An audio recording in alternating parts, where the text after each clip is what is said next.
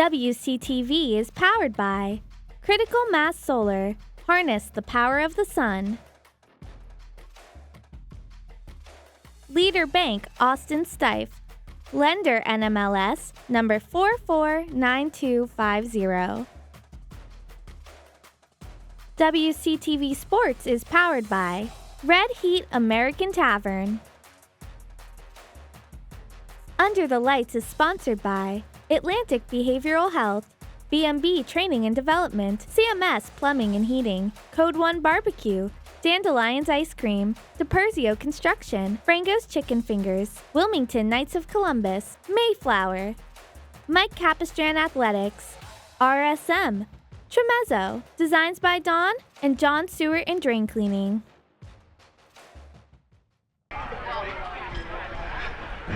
Welcome to WCTV's fall sports coverage of Wilmington Wildcat football. We are coming to you live from Alumni Stadium at Wilmington High School for tonight's game between the Saugus Sachems and your Wilmington Wildcats. This is a non-league matchup as Saugus travels up 93 to take on the Cats.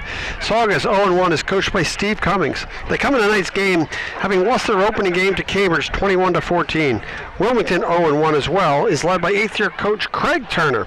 Lost their home opener last week to North Reading 52-18. Both teams feature young rosters and they did meet last season with Wilmington winning. The Cats will be led by captains Connor Lovell, Colin Allard, Gus Lambert, and Noah Matten. As a quick reminder, we are live this evening, Friday, September 20th, and would like to welcome all parents, families, fans, and friends to our broadcast. We'd also like to thank all our sponsors, and we'll have that rundown for you in a few minutes.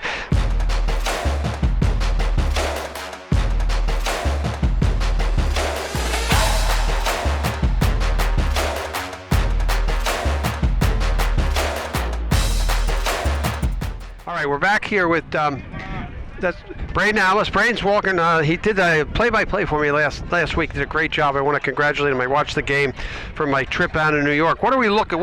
First of all, give us a quick recap of what happened last week, and what are we looking for this weekend? Last week was an unfortunate week for the Wildcats. For lack of better words, North Reading really did whatever he wanted, and North Reading threw the ball. They ran the ball. A lot of screens. A quick number running back at number 18. North Reading had a really good week, and the Wildcats, for lack of better words, did not have any physicality with them. They struggled to protect Mark, and they struggled to do anything beyond throw the ball. This week we're looking for the Wildcats to really run it up their throats. A few good passes from Mark Holleran, and we're hoping to see a physicality that we haven't seen yet this year from the defense. All right, that's good. Looking at the last 2 weeks, because we did Chelmsford as well, Braedon, and I got the band here, so it's going to be tough to hear everybody. But we've given up almost 100 points in 2 weeks. Don't you think it's a matter of is the defense got to play more physical? Are they going to change things up? I mean, offensively, I think you got to let Mark run with the skill position players out. But I think really, obviously, it's defense where we got to focus.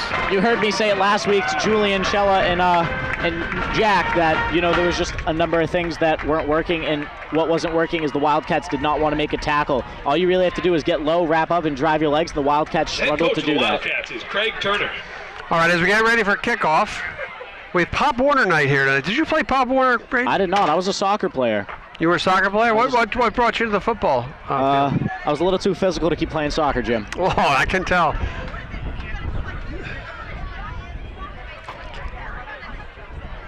Oh.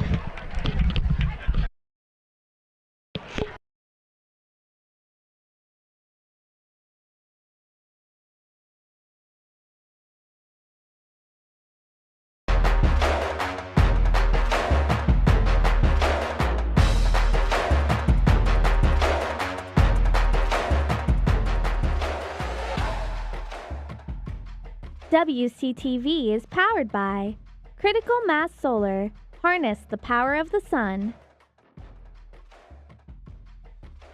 Leader Bank Austin Stife. Lender NMLS number 449250. WCTV Sports is powered by Red Heat American Tavern. All right, as the captains go out for the coin toss, maybe we can get win the toss, take the ball, and try to drive it down the throats of our friends from Saugus.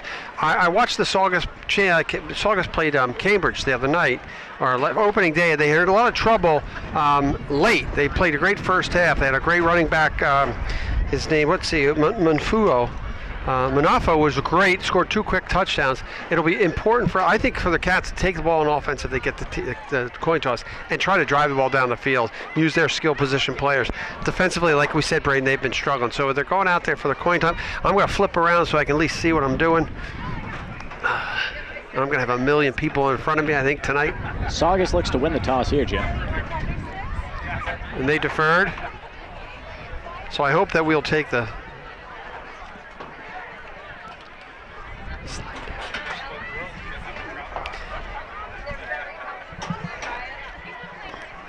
Actually, Braedon, beautiful night for football. It was a very good night. There's a little bit of wind, but, you know, we can get past that. Yep, probably about 61 degrees. The perfect, actually, in reality, besides it's a perfect night to play. You're not going to get overheated or sweat or have any kind of dehydration problems. So here we see this took a little bit of time, but the Cats will receive the football, I will assume. They'll go right to left on your radio dial. So the Cats will take the... they'll go into the win first quarter. I think it's a matter of whether he wants to try to establish running game or he's going to throw the ball. From the talk all week at school this week was they're going to try to spread it out and throw it and really try to make Saugus use our athleticism against Saugus. And you know that's been working for sophomore quarterback Mark Haller, and he's really been good at dishing the ball, getting it out quick, and hitting his receivers in stride. A little bit of overthrows last week, a few questionable decisions, but that will come with the growing pains of having a sophomore quarterback. And that's what in reality, both teams are very young. I look at their roster as well. They're both very young teams. And it's just a matter of, can we dominate? To me, it's obvious in the boxes we're going to win this game. The offensive, defensive line we have to win at the line of scrimmage. So remove your hats and face the flag for the playing of the national anthem.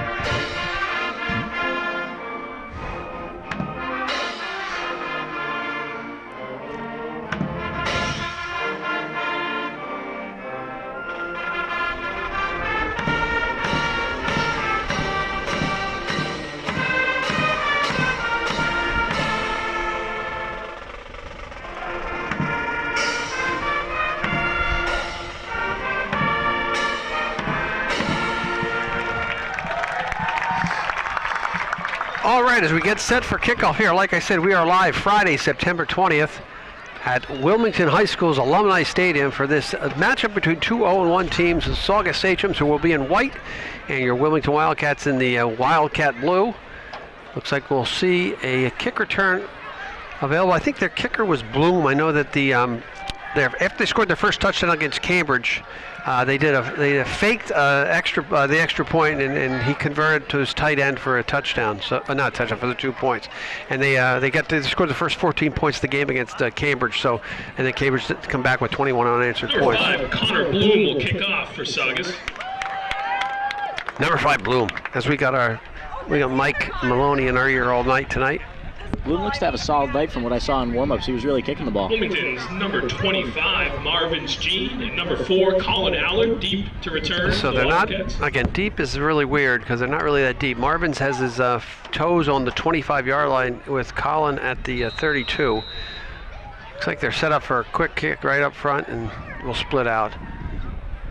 And everybody drops back. Like I said, he is kicking with the wind too. They'll go left to right on your radio dial.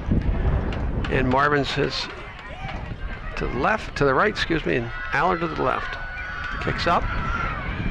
Oh, geez. Allard picks it up at his own 10. Cuts in front Gets it out to about the 18-yard line. Again, I don't know if that's the start they want, Braedon. Obviously not an ideal kick return. There looked to be a little bit of miscommunication between Marvin's Gene and Colin Allard. That's something they got to work on in practice. They got to work on. If it's here, call it. You got to say me, just like baseball, Jim. Before Colin Allard returns the kick to his All right, we'll see if Mark Holleran will bring the Station's number 1, Chris Cats out. First down and 10 on their Wildcats. on their own 18-yard line. If my math is correct, it looks like about the 18-yard line. So they'll have Marvin's Gene out to the right, Allard and Level closest to us. I'm excited to see Mohamed Saeed return to the field. And it looks like we have Gus Lambert starting in the backfield. He fumbles the ball right off the bat and will turn it over. Again, not the way the Cats wanted to start this football game. Looked like a little bit of a miscommunication in the handoff as well. Braedon, again, when you're not winning games and you're giving them a lot of points, turn the ball over inside your own 20 is not the ideal subscription for winning. It's the last thing the Wildcats should be doing. It's just first and 10, Saugus from the Wilmington. When you have a miscommunication, especially on a handoff, I've definitely had a few in my time playing. When you go to really hand that ball off, you got to make sure it's right in their stomach. And Mark looked to be a little bit timid. It looked to be a read option. Mark tried to pull it and fake that run really quickly, but just wasn't working, which leaves the Wildcats out on defense for the first time early in the game. Okay, so Saugus is going to come out. It looks like it'll be number 2, I think will be the quarterback. And that's Rodriguez. The big back here for them is Manafo. See if they hand off number 6. They'll go inside handoff. Oh, nice stick. But he bounces off the tackle. Taken out by a swarm of Wildcats. Loss of about 4 yards. Maybe even more. It's a good first play for the Wildcats. They look more aggressive than they have in every other game this year. Definitely a good way to start the tone on defense. Wilmington's number 20, Colin Dwyer on the stop. Like I said, 13. important to keep them behind the sticks. It'll be second down at about 14-yard lines. The yard line, 14 yards. Saugus has the ball on their own on the Wilmington 14-yard line. I know I said it earlier, Jim, but I'm very excited to see what Mohamed does in this game, coming back from Army basic training for the National Guard. And Saeed is number 74 on your program. We'll look for him. They'll take the direct snap. See if they go number 6 again. Manafo. They'll go the inside handoff again. A little bobble there.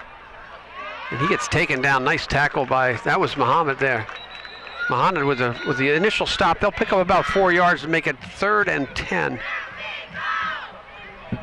And I like to see that from the defensive line, holding up, making sure, make them work for their yards. And again, Saugus isn't doing what everybody else has done to us the last couple of weeks, trying to get the outside. They're trying to pound the ball up in the middle with their big back. Wilmington's number 74, Mohamed Saeed on the stop. Manafo. And there's Saeed again for you. All right, reset. We're 3rd down and about 11 yards to go on the Wilmington 16-yard line. I would imagine this is 2-down territory, but it would not be shocked if they try to kick the field goal as well, because the kicker is, like you said, is a big kicker. They got Manafo set to the right. Rodriguez looking for the snap. He'll roll to his right. He's got wide open space. Next tip away by, it looked like it was Dwyer, number 20, with a good play. That's good by Dwyer there, keeping his hips towards the ball. And once the ball was passed, he knew to hit it down and not to try and hit it behind him. All right, so 4th and 11, it looks like they will go for it. Again, you don't want to have the turnover hurt you, and right now the defense has stepped up huge for the Cats. Like I said, 4th down, 11 to go. They need to reach the Wilmington 6-yard line to get a first down. And again, I would expect the same type of play here, where they split their 2 players off to the right. That's Mason and Shea off to our right. Rodriguez will take the snap, throw it into the end zone. In a row. Oh, well to the hands and incomplete. Good defensive play there by the number 4 captain, Colin Allard. So the Cats will turn them over on downs. Almost looks like a turnover deep in the end zone. So the turnover doesn't hurt us early. Let's see what coach decides to come out with here. 9:51 to play, no score. Turnover might not hurt us there, but it hurts our confidence a little bit, Jim. 16-yard line. I'm interested to see how Mark attacks this next drive. Again, he's young, but he's older mentally. He's been through this before a few times. He knows what he's doing. So they're going to bring Bellevue out with them, number 1. So it'll be Bellevue with Holleran, DeLucia, Jeans, Allard, and Lovell. Direct snap. Oh, he's got Lovell open. If he understands, nice catch by Connor Lovell. Big long play there. Pass complete. Lovell catches the ball on the 50-yard line. That'll be about a 35-yard, 36-yard Wilmington. First down. completion, and that's exactly what I think they want to try to use their outside speed, use the athletes that we have. They're going to go quick as well. Holler with a really nice ball. A little bit underthrown into the wind, but Lovell made the adjustment. Mark Holleran identified the mismatch there. Number 14's a lot shorter than Lovell. Hand up to Bellevue, looks to sprint it out to the right. He makes no gain, loses about 1. Again, I don't really like the east-west running. I want these guys to pound the ball up the middle, run north-south. And again, he loses a yard on that. I know you want to try to establish the running game, but what else would they look to try to establish on this drive? Stop for a loss On this of 2 drive, by honestly, it's Saugus, just a number place you need to 65, score. Wilderson. It's still early after the game, Second and where scoring's the most important thing right now. Okay, 8:55 to play. Holleran takes the snap, gives it off to Bellevue. I like that north-south running by Aiden. Gets tripped up. Aiden Bellevue on the He'll curve. pick about 5. So it'll be 3rd down and 6 to go. Ryan Shea on the tackle there for Saugus. A really good low hit. The Wildcats could learn a lot from that hit. Yeah, he got himself squared up. Exactly right. Made the hit. Cats with a 3rd down and 6. I don't know if this is 2-down territory or not, but I think they will. We'll see what this play is called. Holleran takes the snap. Over the middle, Dollase drops the ball right in the hands. Hit him in the worst spot there, Braedon. Right in the hands will be 4th down and 6. And, you know, Pat DeLucia's not a guy who drops a lot of balls. You know, he's beating himself up there right now. Okay, I don't think I've ever seen Pat DeLucia drop a pass in my life. I like that play call because he's getting behind. He's getting behind the linebackers who are shifting up a little bit in front of the secondary. And if he catches that ball, it's a 1st down. So they now know what will work. They got Allard and Lovell split here to the left. Gene up top. Bellevue in the backfield, and they'll get a false start penalty. He might want to kick this now. And you can see by Mark's body language wasn't too happy with whatever happened there. And again, we want to see if we can dominate the line of scrimmage. You just do not want to get yourself behind the sticks any. They'll bring a 4th and 10, and he'll go for it. He must. Coach showing a lot of confidence in offense. 8:23 to play here in the first quarter. No score. Cats with 4th and 10 from their own 49-yard line. Halloran looks to take the snap. Again, throws it up in the air. He's got Lovell. In and out of the hands of Connor Lovell. A good effort there. Okay, one of the things I think they really have to realize going into the wind, and we'll check this out as we go on in this game, the wind is really tough. That's the second ball they threw a little bit short. Connor's got to make the adjustment to the wind. He almost did with his size, but he just couldn't tip it up to himself. They'll turn the ball over on downs. Obviously, Jim, it's very important to try and score early in the game and set the tone. But when you're throwing into the wind like this, it almost might be beneficial, as you were saying earlier, to run north to south. Get it right up the middle and get some yards, especially because Aiden Bellevue and Gus Lambert back there are 2 tough runners who aren't afraid of any physicality. That is correct. I think one of the other things, Brad, we saw was we had a drop ball and a penalty, and you just cannot beat yourself. You got to continue to make positive plays. Let's see if our defense, which was stout down in the red zone, will come out, and it'll be on the Saugus side of the field at the 48. Saugus did last week, switch quarterbacks in and out. Number 9, who is Shea, was in there a couple times. It looks like they're going to stick with Rodriguez, number 2. So generally they'll have Munifo in the backfield, number 6. Arnett, number 23, your tight end, who really lines up tight along the line. And he's back in the backfield in the slot.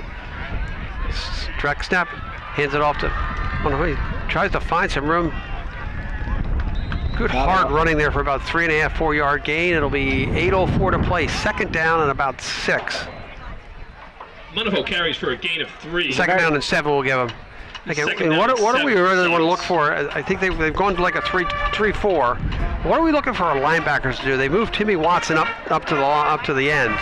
And what do we really need to have not Timmy's been in the back, but Muhammad's in at the end. What do we really need the linebackers to concentrate on with them trying to shove the ball up the middle? Honestly, the linebackers just need to do their job, get low and make a tackle. There's not a whole lot of, we're not looking for Timmy Watson to go run the defense by himself, and same thing with Colin Dwyer and Gus Lambert. We're looking for them to do their part and contribute to the defense in the best way that they can by doing their job and sticking to their assignment. Okay, so Saugus will take the ball. 2nd and 6. They run a little sweep play here. Gets the edge. This is the problem the Cats have, but that'll be a 1st down. That'll be Shea coming around the edge, picking up about 8 yards or the 1st down. Again, the Cats have had a lot of trouble just maintaining the edge. And that's a problem with playing the 3-4 as well, because you really don't have a true defensive end. And with the addition of Mohamed Saeed back, you're hoping to see a level of athleticism that we really haven't seen before yet, especially for the Wildcats. But there's not a whole lot you can really do there with no true defensive end, because those guys all have their jobs that they're trying to do. And you're looking for almost the corner, Connor Lovell, who did get involved there, to step up and try and make that tackle, and Colin Allard to really come downhill and also make a big hit. All right, 6:46 to play here. Quarter number 1. First down and 10 from the 39-yard line of Wilmington. Shea brings them out over the ball. That's not Shea. It's number. I'm sorry. Hunt, who is the quarterback there? Rodriguez. Jordan Rodriguez. Jordan, my mistake. My eyes are going bad. It's not even dark. He rolls to his left. This is the first time he's rolled left. Good pursuit there by DeLucia from the linebacker position. I'm surprised there's no intentional grounding call there, Jim. There's no within 10 yards of that. And it didn't, and I don't think it went past the line of scrimmage, even though he was outside the tackle box. I think they're pretty light on those rules here in the high school level as well. That's the first time he's rolled left. The first time they've avoided their backs. Back when I played quarterback, Jim, I liked rolling to my left more. I liked being able to square up my hips, have that half second to really get the ball and fire it. But a lot of quarterbacks, it is their weak point, where they don't really like to have to turn their hips to make a throw, and it's an awkward arm angle as well. True. All right, 6:22 to play here. First quarter action. Second down and 10 from the Wilmington 39-yard line. Rodriguez brings the Sachems out. Second and 10. High snap, inside handoff. This kid's a power back here. Monifo. I hope I'm saying his name right for all you people watching live in Saugus. Every once in a while I do screw up names. I'm getting a little bit old. That's why I have Braedon here to keep me young. That'll pick up about 3 yards. It'll be third down and 7. Again, like I say, as a quarterback, this looks like it's 4 down territory. So they could run the football here effectively and still have a short 4th down play. Yeah, if I was them, I'd go with what's been working, getting 3 to 4 yards each time and run it right back up the middle, set up for 4th down and evaluate from there. All right, let's see if we should bring the big heads like the Mannings brothers have. If you make the right prediction, we'll put your big head up on the board. Braedon, I like that call, by the way, Braedon. 5:33 to play, 3rd down and 7, Wilmington 37-yard line. Snap, handoff to number 3, Sammy Chase. Sammy Chase was first in the game. I don't think that was the play exactly. That's the play you called, but not the play I exactly would have want to run. So 3 is into the game for Monifo, which shocks me there. I would think their best player against Cambridge was 6 Monifo, but they're going to call timeout here. Stop for no gain. And it'll be 4th and 33, Kyle Gavery. 4th down and 7 at the 37-yard line. It'll be 4th and 7. And I want to give a shout out to the band tonight. I told them I substituted for the band director, and I got to direct the band during the Wilmington fight song, which hopefully they don't put up on their Instagram channel too quickly, because I tell you what, Braedon, I don't have a clue how to keep time with the band. So, Jim, I consider myself a musical elitist, so I'll have to see that video. Oh, I'll show it to you at halftime. I got a little bit on my phone. Musical elitist. Jeez. I'll tell you something. You know what the joke is? The only thing I can play is the radio, and I don't play that too well. So, all right, just to reset the game, it's a 0-0 score here in the first quarter. 5:09 to play. That timeout was called by the Sachems, Coach Cummings. Looking to now you got to pull your bag of tricks, the 4th and 7 play, which is they seem to have some difficulty with throwing the football, but they do have the wind behind their back. Okay, I'm going to go to you again, see how precedent you can be. How put your Karnak hat on. What do you think they do? I'm thinking they're going to come out here in almost that waggle formation that we've seen the Wildcats run in years prior, where that inside guy runs a little bit of a corner route, that outside guy runs either a comeback or a stop. I wouldn't be surprised to see that here, or maybe a quick pass off the line to number 9, Ryan Shea, who's so far had himself a game. Right. I will say that there's the tight end, and he's actually a fullback in reality in the slot there. So here's the snap, high snap. They've had trouble with their snap. He rolls to his right. Gabriel, now that was Mohamed Saeed. He was there and tripped down. It'll be turned over on downs. And that's the impact the Wildcats have needed and have been missing from Mohamed Saeed. Obviously, Mohamed's absence was excused. Because he was in the military. He went to training boot camp. If you were watching the broadcast, the kid running out with the U.S. Army flag, that is Mohamed Saeed. He was serving for our country. But it is very, very good to have him back on the gridiron for the Wildcats. So now he goes, and now he's also playing offense. He's taken up one of the tackle positions, right? Yep. I believe he's in at tackle. Right tackle, I think, 74. So just to give them a shout out, I don't know, is Borges back? I can't see. We got Madden, Borges, Cushing, Watson, and Saeed on the line. It'll be first down and 10, 5:02 to play at the 37-yard line of Wilmington. Inside handoff, nice run. I like the hard running by Bellevue there. And they'll push. You get 4 yards every play on that run up the middle. You're going to be successful as a football team, especially in offense. You know, Aiden Bellevue is just showing a level of grit. Gain of 5 on the play. He's a kid who's not afraid to get roughed up. He's a kid who's not afraid to really lower his shoulder, and it shows there. All right, second down 5. 4:35 to play here. First quarter action. Holleran brings the Cats out over the football, takes the snap, handoff, no, fakes it. This is something I like to see. Holleran to the right, he's got wide open space. Nice tackle there by Shea. But again, Mark read the right play, got the edge. I think it's another thing they can really work on.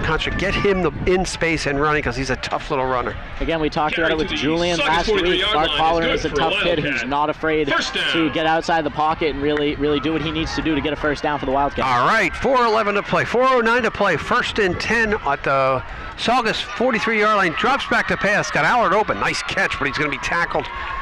Pick up about 3 yards. Holleran's pass complete to number 4. You saw something. What did you see? Number 23 for Saugus was running off of the field when the play was called. That should be a 12-man call. Okay, good. Excellent viewpoint. It'll be second down and 6. 7-7 will go. 3:44 to play here. Clock is running. Holleran will bring the ball across. Hands it off to Bellevue. Bellevue looks really nice weave looking for his run, and nice good hard run for about 10 yards for Aiden Bellevue. And that's what we like to see. Like I said, north-south running, Braedon, and that's exactly what they did. It'll be first down, 3:28 to play. Aiden Bellevue, a man who doesn't say much, but I know he's out there talking right now because he feels unstoppable. Again, establishing the running game, especially going into the wind, is very important. Holleran brings him up. 3:16 to play. First and 10 at the Sachem 32-yard line. Takes the direct snap, looks back, fires over the middle. Wide open Allard. Nice catch. He'll be tackled down at about the 13, 14-yard line. Got a 17-yard reception. Really nice ball there by Holleran as well. Holleran just looks a lot more relaxed than he has in past weeks. He looks like he's just taking his time out there and delivering the ball when it needs to be taken. Obviously, the pressure at Chelmsford got to him, but he looks a lot better now. Cats smart, going quick. First down and 10 at their own 15, 14-yard line. 2:47 to play, first quarter action. Handoff inside to Bellevue, right up the middle. Good hard run, probably pick up about 4. I have to say, Jim, big shout out to Ryan Shea from Saugus. He's playing really well this game. He's getting low and he's making the tackles that he needs to make. Not the biggest kid on the field, but he's doing well. All right, it'll be second down. And about 6 to play. Again, I wouldn't be shocked. Marvin says not seen and one look yet. He sits down here, number 25, all by himself. All right, they've got Bellevue lined up right aside of Holleran. Snap. Oh, bad snap. Good catch by Allard. Again, that's another mistake. It's a second down mistake. It's going to bring a third and long. Snap was high. Bobbled by Holleran. Bobble off the helmet by Allard. Really screwed up the timing of the play. Those are things you hope as the season has progressed. They played about 5 games, that those things get fixed. And those are the growing pains of having a young center in Luke Cushing, who's transitioned again from quick tackle to center. He's done a good job for the most part, but he's bound to mess up once in a while. 1:47 to play, third down and 9. Holleran looks to roll to his right. Allard was open there, and it's tipped and intercepted. And they'll be intercepted by number 5 is Bloom, the kicker. Again, that ball was tipped. Looked like DeLucia tipped it. I thought he had Colin open going out to the pylon. Again, another turnover inside your red zone. That's 2 times they've turned it over, and we turn it over in their red zone. We've turned it over in our red zone. Not the start you want to see, as they've really shown they can move the football. Because on the turnover on downs, it'll be first down and 10 for the Sachems from their own 15-yard line. 1:30 to play. Clock stopped. First quarter action. No score. Cats have really been effective moving the football.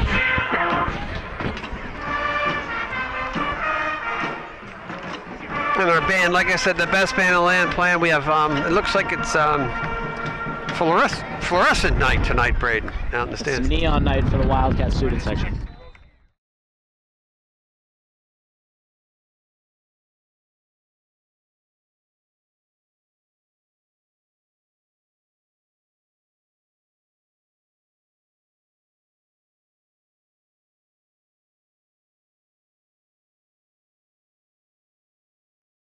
Gets the outside. He reverses field there. And he keeps on running, pounding away to the Sachem, about 35-yard line. That'll be about a 20-yard pickup. Not what you want to see. At the end of the run. No, there'll be a personal foul here, probably flag at the end of the run. 1:18 to play. Sachem's. It might be the wire, like. Yeah, they're gonna. Yeah.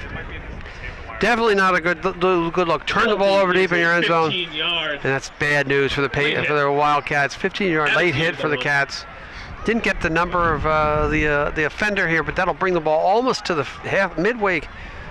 Almas to the 50, just short of the 50-yard line. 1:18 to play. 1st and 10 Sachems. Jim, something I've noticed from the Wildcats defensively is they're really bringing the D line in and out. Right now we see Noah Matten on the sidelines, and I see Luke Cushing, number 50, in there for the Cats. Mohamed Saeed's also on the sideline right now, looking to get some coaching from alum Nick Sullivan, as you call him, I believe, Handsome Nick? Handsome Nick, that is correct. 1:18 to play. 1st down and 10 at the 50. Sachems. Rodriguez brings them out over the ball. The inside handoff. And he gets the edge again. Again, the Cats having trouble to reach the edge.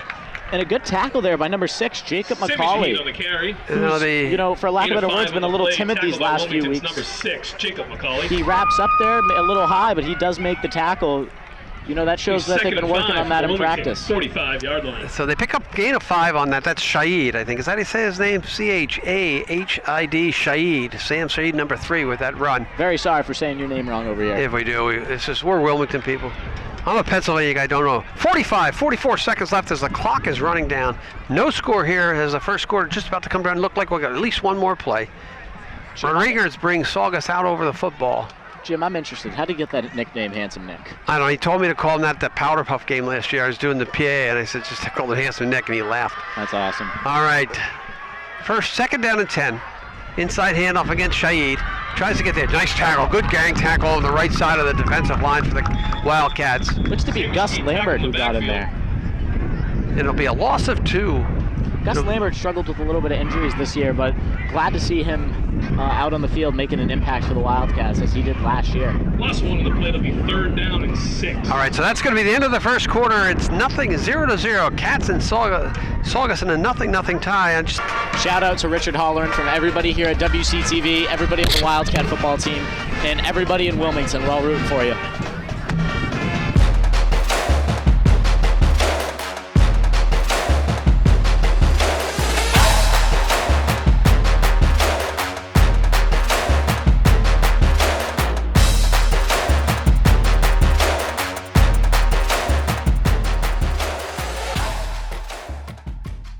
WCTV is powered by Critical Mass Solar. Harness the power of the sun.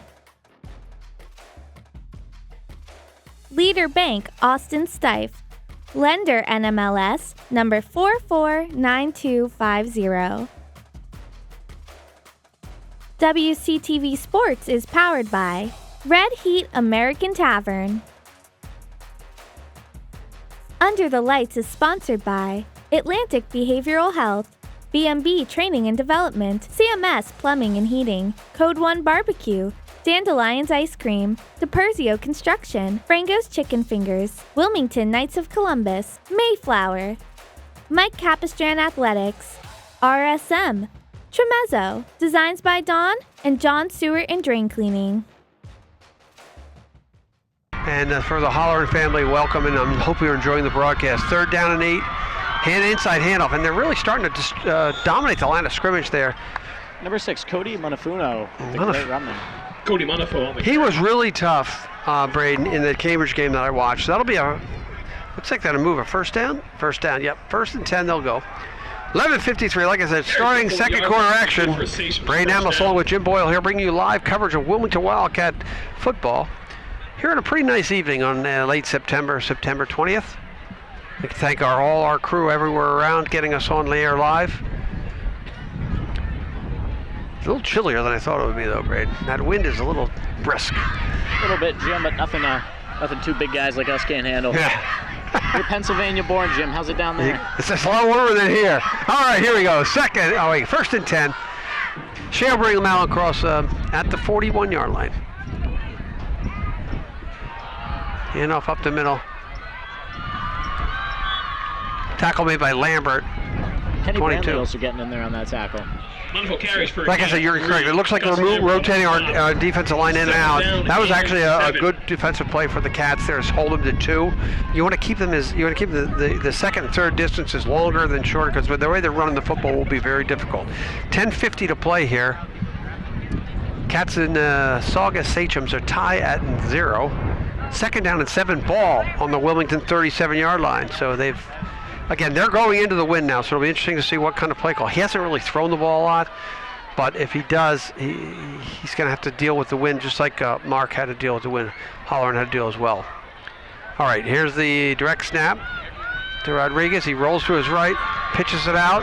Monfudo, nice tackle there. I can't make that number out, but looked like Timmy Watson. Nope.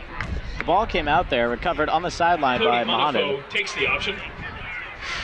That was 50, I think, made the tackle. 4-yard gain on the play. I can't. Wire on the stop for the Wildcats. Be third down. 50's actually, that looked like it was Luke Cushing with the stop there. He made a nice play, and he's getting a lot of action. 50 playing center and linebacker. All right, a big third down here. Third down and 4. 9:55 to play. Second quarter action. Saugus has the ball on the Wilmington 34-yard line. Rodriguez brings his team out. So Madden is in the nose tackle, looks like still, right? Yep, and I see Gabriel there, and... It's actually Kenny Brantley there at nose tackle. Brantley? Oh, 77's at nose, and they got Cushing here on the right side. They'll run the ball right up the middle. Nice tackle by Watson, who stuffed it well. Watson and Lambert from their linebacking position stuffed that run well. Backfield for a loss of 1. Loss of 1. It'll be fourth down and 4. Number 54, Timmy Watson on the stop. Mohamed Saeed enters the game again. Looks to be playing at that defensive end role as they transition back to that 3-4. Which is technically really a tackle if you're in a 3-4. Your linebackers are your DNs, which is great because Bellamy can come up and Dwyer can come up as linebackers.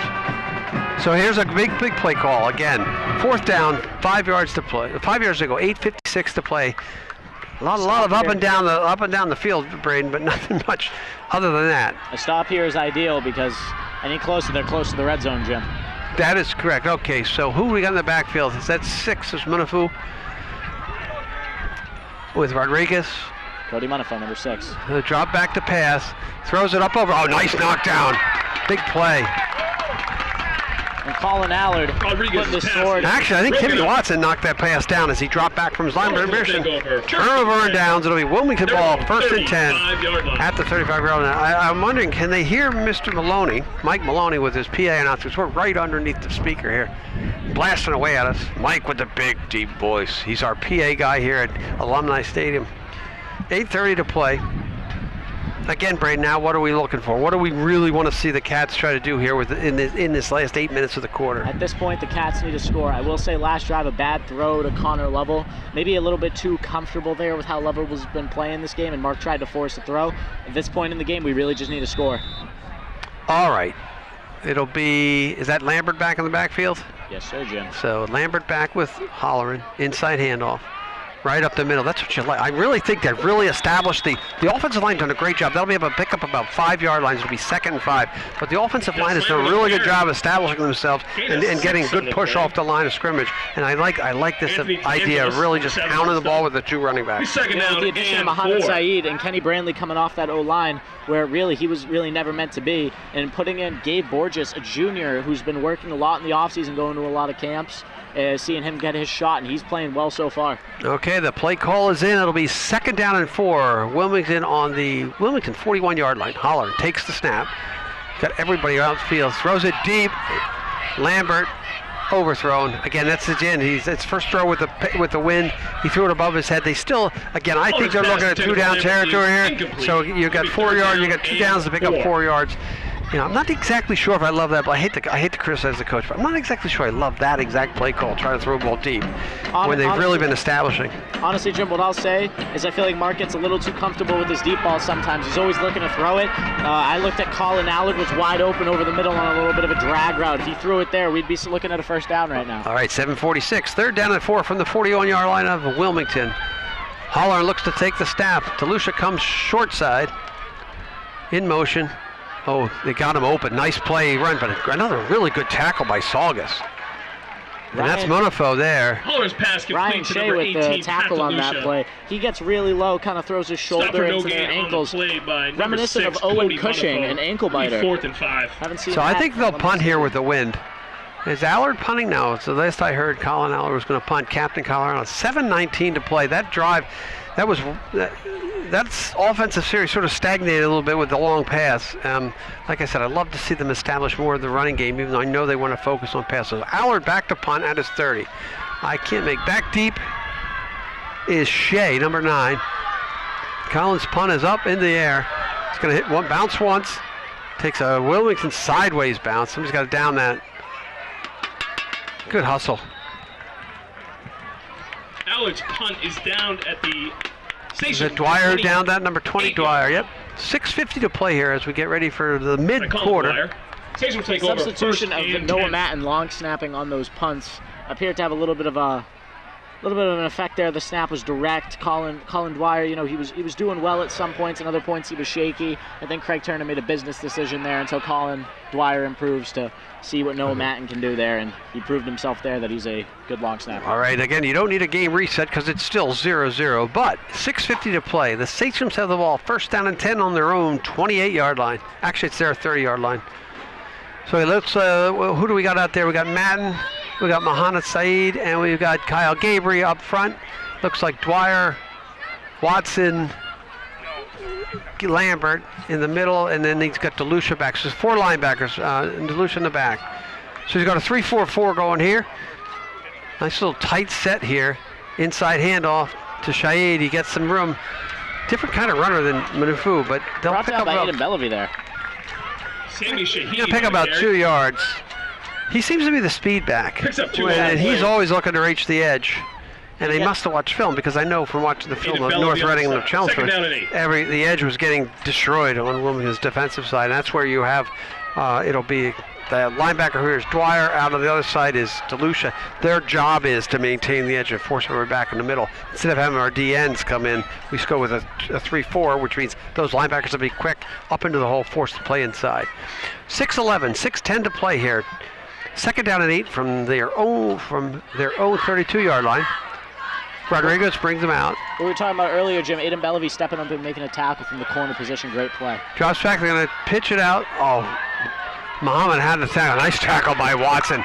Watson all over the field. That play was to Shaid. Saeed had a chance. He sort of got run back, but Tim Watson tackles him in the backfield. It'll be a loss of about 4 yards. It'll be 3rd down and 10 from their own 30. But again, looking there from a spectator and announcer's point, I see Mohamed Saeed made a business decision to go for the quarterback because he trusted that Timmy Watson was back there, made the tackle, and it makes the guy smile, Jim. Great team play and great communication from the Wildcats. And there's a timeout Wilmington here with 5:24 to play. And it's important here to regroup as best they can.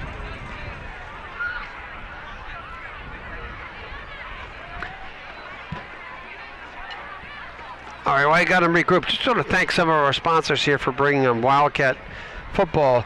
WCTV is powered by Critical Mass Solar, harness the power of the sun, Leader Bank, Austin Stife, lender number NMLS 449250.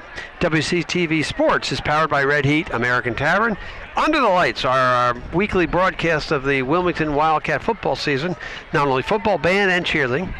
They are sponsored by Atlantic Behavioral Health, B&B Training and Development, CMS Plumbing and Heating, Code 1 Barbecue, Dandelions Ice Cream, DePercio Construction, Franco's Chicken Fingers, Wilmington Knights of Columbus, Mayflower, Mike Capistron Athletics, RSM, Tremezzo, Designs by Dawn, and John Sewer and Drain Cleaning. So we want to thank all our sponsors bringing us in, especially our powered by sponsors, Critical Mass Solar and Leader Bank, Austin Stife. So as we get ready to come out here, it's important for the Wildcats. I think it'd be important because we have to kick second half. It's going to be important for the Cats to get a good big stop here, turn the ball over, and try to drive down the field end to half. I know our sponsors were happy last week, Jim. I had a lot of time to say them over and over again. Not a lot to talk about at some point, so got to fill some time, and why not give a shout out to the people who helped make this what it is. Right, that is very true. Okay, WCT's live coverage here of Wilmington's Alumni Stadium. A little bit of a breeze. 3rd down and 10 from the 30-yard line of Sachem's. Saugus 30. Rodriguez looks to take the snap. Drops back to pass. Nobody open. Throws it wide. That's the first time they targeted their tight end there, number 23, Arnett, who caught a couple of passes last week against Cambridge. So it'll be 4th down and 10. They'll look to punt. This is again important. Punting into the wind. So the Cats look to get good field position here. Incomplete. He's going to send Julian Martins back with Colin Allard deep. Little of speed and good hands. Julian, the sophomore. And they'll set something up here. I'm assuming Blum is punting. I can't see the number. It looks like a number 3. You're right, Jim. Bad snap. Lefty cut. Almost tipped away at the jaw. That tip by. He'll roll here. Everybody back away. What are you doing? What is he doing? What is he doing? Oh my God! I didn't just see that happen. Did Shane Tassoni went to go after the ball, and it could have been tipped away. And I don't. Just a little bit of a brain fart there by the kick returning team of the punt is down. Wildcats, but they will get the ball in Saugus territory. Wildcats will take over. First, Shane Tassoni's very new to football. I believe it's his first year ever playing. And sometimes the lack of football IQ comes out on plays like that. We're just thankful it went our way. All right, the Cats will come out. 5:07 to play here in the second quarter. Still 0-0 tie. 1st down and 10 from the 44-yard line. And Allard's going to take the snap. Halloran, something's wrong with Mark Halloran is on the bench. Now he's up. So Allard's going to take a few snaps. Inside hand up to Bellevue. Bellevue tries to go outside. Reaches the corner. Nice, good, strong hit for about a 6-7 yard gain. Bellevue on the carry. I like the force. I like the play. I like them playing hard. Aiden Bellevue's a kid who's been getting touches since his first day at Wilmington High School. And he's a speed back, but also is not afraid to really lay the boom and get his jersey dirty. So Allard taking the snap. Bellevue in the backfield. Delusion motion. Again, inside handoff. Bellevue's going to get caught behind the line of scrimmage. It took a while. That was definitely blown up by the defensive line. So Bellevue lose about 1 yard. Loss of 1 on the play. Nathan Santos on the stop. 4:25 to play here. 4:25 to play. 3rd down 5 at the Sachem's 39-yard line. So Cats have to reach the 29 of the Sachem's 29 yards. So they got about 6 yards to get 2 plays to get 6 yards. Allard back to take the snap. And the Wildcats. Yeah, 5. Cam Gray here in the slot. Somebody's have to replace Allard. Allard back to pass, is rushed, and he's going to be taken down by Munfo. I'll tell you something. That was a series of downs where we switched quarterbacks, and they after the first run by Bellevue, they were ready for us attacking. I wonder what happened there to Mark Holler. I don't know. We will not speculate. He's down on the bench with a bottle of water. All right, so it looks like they'll punt. Might as well punt them deep. Try to turn them over. 3:35 to play as the clock ticks out of the end of the first half. 4th and 14 from the 48. Allard back to punt. Need the good snap and good punt. They must be short of play or call timeout. And they bring Cam Gray in on the right side. Good snap. Allard looks to punt. Nice high punt. Fair catch is caught by right at the 20-yard line. Punt is fair. Ryan Shea. The 20-yard line. Number 9, Ryan Shea. Where Saugus takes over. 1st down and 10. Shea's been in action a lot tonight, so it'll be 1st and 10. 3:10 to play. Cats with a 0-0 tie here. And again, I know that last series of downs they sort of stumble a little bit as Allard replaced Holleran. So let's see if we can get a quick stop. Use your timeouts. Get them to turn the ball over. Have them kick into the wind if you want. And Saugus is ready to go. They'll up. Quarterback over to the coach. So how they do is they send the quarterback over to the coach, and the coach takes the calls. He runs all the way back, kind of like we used to do a couple years. How the Wildcats have run it for the last couple of years when they go to the coach in between every single play, and they get the call, and they run out there and do what they need to do. Switching to the no-huddle offense really has worked for the Wildcats, I will say. All right. Rodriguez brings them out. Looks like Shahid in the backfield. Nope, it's Melifo in the backfield with him. Inside handoff. He gets space. Good big game big game-saving tackle there from Colin Allard. He'll pick up about 12 yards. It'll be first down and 10 for the Sachems. Colin Allard wrapped up well there, got low. Again, what the Wildcats need to do. I know I say it over and over, but that's all there is to it. And exactly, I tell you something, if you listen to Mr. Braedon Almas, he's preaching that all day. God bless him here. Makes me look good. I like that. All right, 2:43 to play. Second quarter action, first down and 10 from their own 37-yard line. There's a long way to go here with the wind. And I think they're going to try to, again, their inside running game has been tough.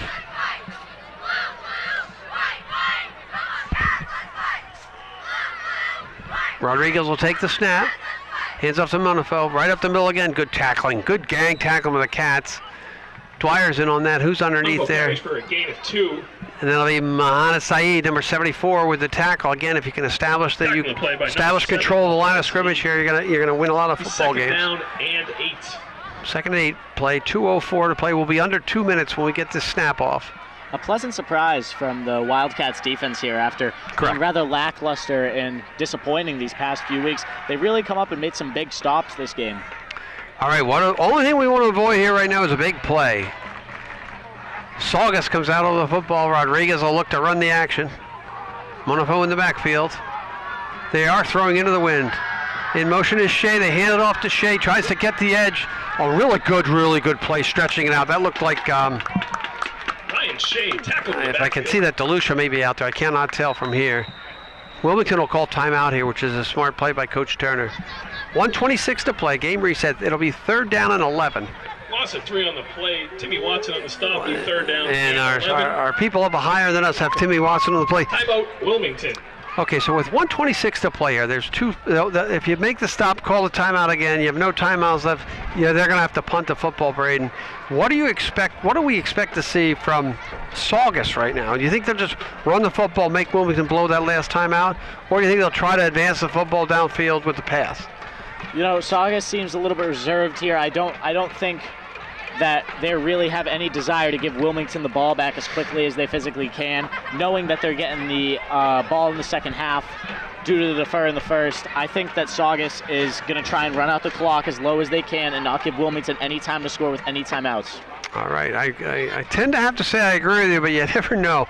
I would think Saugus would be happy to go into the locker room and a 0-0 tie and not give Wilmington any opportunity. Like I said, the one thing that's been avoided this week that wasn't last week and the week before is we've really done a good job avoiding the big play. You know, Chelmsford ran right through us. North Reading was big play after big play after big play. Defense has really stepped it up. All right, so we'll bring, it looks like it'll be Brantley, Saeed, and Gabry up front. Lambert with Watson. I can't even see over there that far. Watson, DeLucia, and Lambert. All right, here we go. Third down and 10, 1:26 to play. Clock is stopped on the snap. He's looking to throw deep. It's going to hang up in the air. It's going to be interference on Lovell. Does he never turn around? Oh, that flag got thrown a ton, too. Connor never turned around. They just threw the ball up for the catch and never turned around. So that'll be a PI, a 10-yard PI, so it's not the spot of the foul here in high school. Okay, sorry. 119, that penalty will advance the football and give them an automatic first down. Again, not what you wanted to see. The penalty, turnover. Cats have a lot of things to really think about when they get into the locker room at halftime. All right, so the umpire set the football. Pass interference is a 15-yard penalty. 15, I'm sorry. Penalty to be first down and 10. And the ball will be at the 40-yard line. 49-yard line. So it'll be first and 10, Wilmington 49. If you didn't hear that from the big loudspeaker, Mike Maloney, I might as well let him call the first down. For me, it makes my life easier. 119 to play, first and 10, Wilmington 49-yard line. They're in positive territory now. But again, I don't think with 119 to play, Braedon, they can run the football effectively enough to score. No, I don't believe so either. I believe they'd get a few carries, but they're not a hurry-up offense kind of team. They have to go back to the huddle between every play, so I believe it will be a little bit of a gun show here. So now the Cats are going to let the clock run as much as they can as well. So first down and 10. And that is Rodriguez. I love how I can't see that number. It was Shaid. Oh, nice rush by Gabriel, but he misses. Got to make the wrap up and make the tackle. Wide open. Rodriguez runs through his. I don't know why he didn't run that football. Throws it short, incomplete. It'll be 2nd and 10, 1:07 to play. I'm a little bit concerned there. We missed a couple tackles in the backfield. But then again, Rodriguez doesn't look, he had an open field. He probably could have picked about 15 yards to get himself out of bounds. He decided to slide down the line of scrimmage, try to throw a ball across on the opposite way to a receiver who really wasn't open. Aiden Bellavy made up for it there by keeping his hand on the other guy's hip, and just some great coverage there from the sophomore corner. Okay, it'll be 2nd down and 10, 1:07 to play. Again, if they're going to throw the football, you might have an opportunity to get the ball back. All right, they'll split Shea here to my right, and they'll come up over center. Rodriguez with Munafo, I think that's in the backfield. Direct snap, Shea takes it, drops back to pass, gets the rush, rolls to his right, and now he's going to try to run it, try to get out of bounds. And he'll pick up about 8 yards, go out of bounds. 59 seconds left to play. Clock will stop. 58 seconds. Rodriguez carries. That's the one I talked about last play, was to do that. Again, who's ever this side of the field, though, the pass rush, it looks like we're squeezing the middle and we're leaving the edge open again. That's another, just a football fundamental play that we need to make to avoid that run happening. That might have even been an adjustment from the coach there. Sometimes when I would drop back, I'd roll out for a little bit and I'd throw an incompletion. My coach would be like, hey, if we're going to do the same thing, roll out and scramble, get about 10, 15 yards, see what you can do. And sometimes they'll tell him, the coach will whisper in your ear like, hey, call this play, but keep in mind you're running the ball. All right, 3rd down and 2. I'm sure they're going to run. They get the timeouts. Munna from the backfield. Rodriguez will take the snap, hands it off. That's Munnafield. He'll get the 1st down and more. Good tackle by Watson from behind. They'll pick up about 8 yards on that play. On the carry. Down to the 32-yard line, 33-yard line of Wilmington. Timeout by Saugus, correct? 32-yard line. So 50 seconds left. They're taking up no time. Cats are just, this is going to have to be bend, not break kind of time here for your Wildcats. If you stick around, we got halftime entertainment provided by the best band in the land. I had the opportunity, like I said earlier, to direct the band. I was really terrible at it. With the Wilmington fight song, which we have not heard because we have not scored. They do put on a fabulous show here at halftime as well. Also make a mention that my cohort in crime, my Jim Nance is Chris Neville. Hopefully will be back next home game. As we run out, we've had some great work. Braedon's been coming up from Bridgewater State every weekend for us, and he's done a great job. I have to compliment you, Braedon, on the job you did last week. It's hard to step in. You had 2 other guys in the booth. It sounds easy, but you've really done a great job mastering it here. But you're not going to take my job anytime soon. Thank you, Jim. I appreciate it. No problem. Like I said, shout out to Braedon Almas. He's done a really good job. Except for the hair color in Chelmsford, everything was perfect. All right, game reset. 50 seconds to play here in the 2nd quarter. Cats in the Sachems tied at 0, or 0-0 as we say in the English Premier League. You know, Jim, I'm a big English Premier League fan. Who are you a fan of, may I ask? Man City. Oh my God, my son, if he's listening, he's a big Man U guy. We're going over to England right after Thanksgiving to see Man U at Old Trafford, get to play Everton. That's an amazing game to go watch, Jim, especially in Everton, a beautiful stadium. No, we're not going to Everton. We're going to Manchester. Come on. I thought you were going to Everton. No, we're going to see Man U play at home at Old Trafford against Everton. Okay, here we go. Enough English Premier League. Direct snap to Rodriguez. He looks to his right, throws up, got a man open. Oh, nice adjustment. Can't get that number. Is that Monaco again? Shea. Number 9, Shea. So now they get even closer as the clock stops as they move the chains. Cats are struggling here at the end of the quarter with that pass, especially the right side. Lovell's really struggling over on the right side with defending that. Okay, they come back out. Clock will run as they set the chains. 37 seconds left to play as we'll go on. They got about 2 or 3 plays left in them, and again, I think they might have 1 timeout left. Rodriguez bringing the ball out.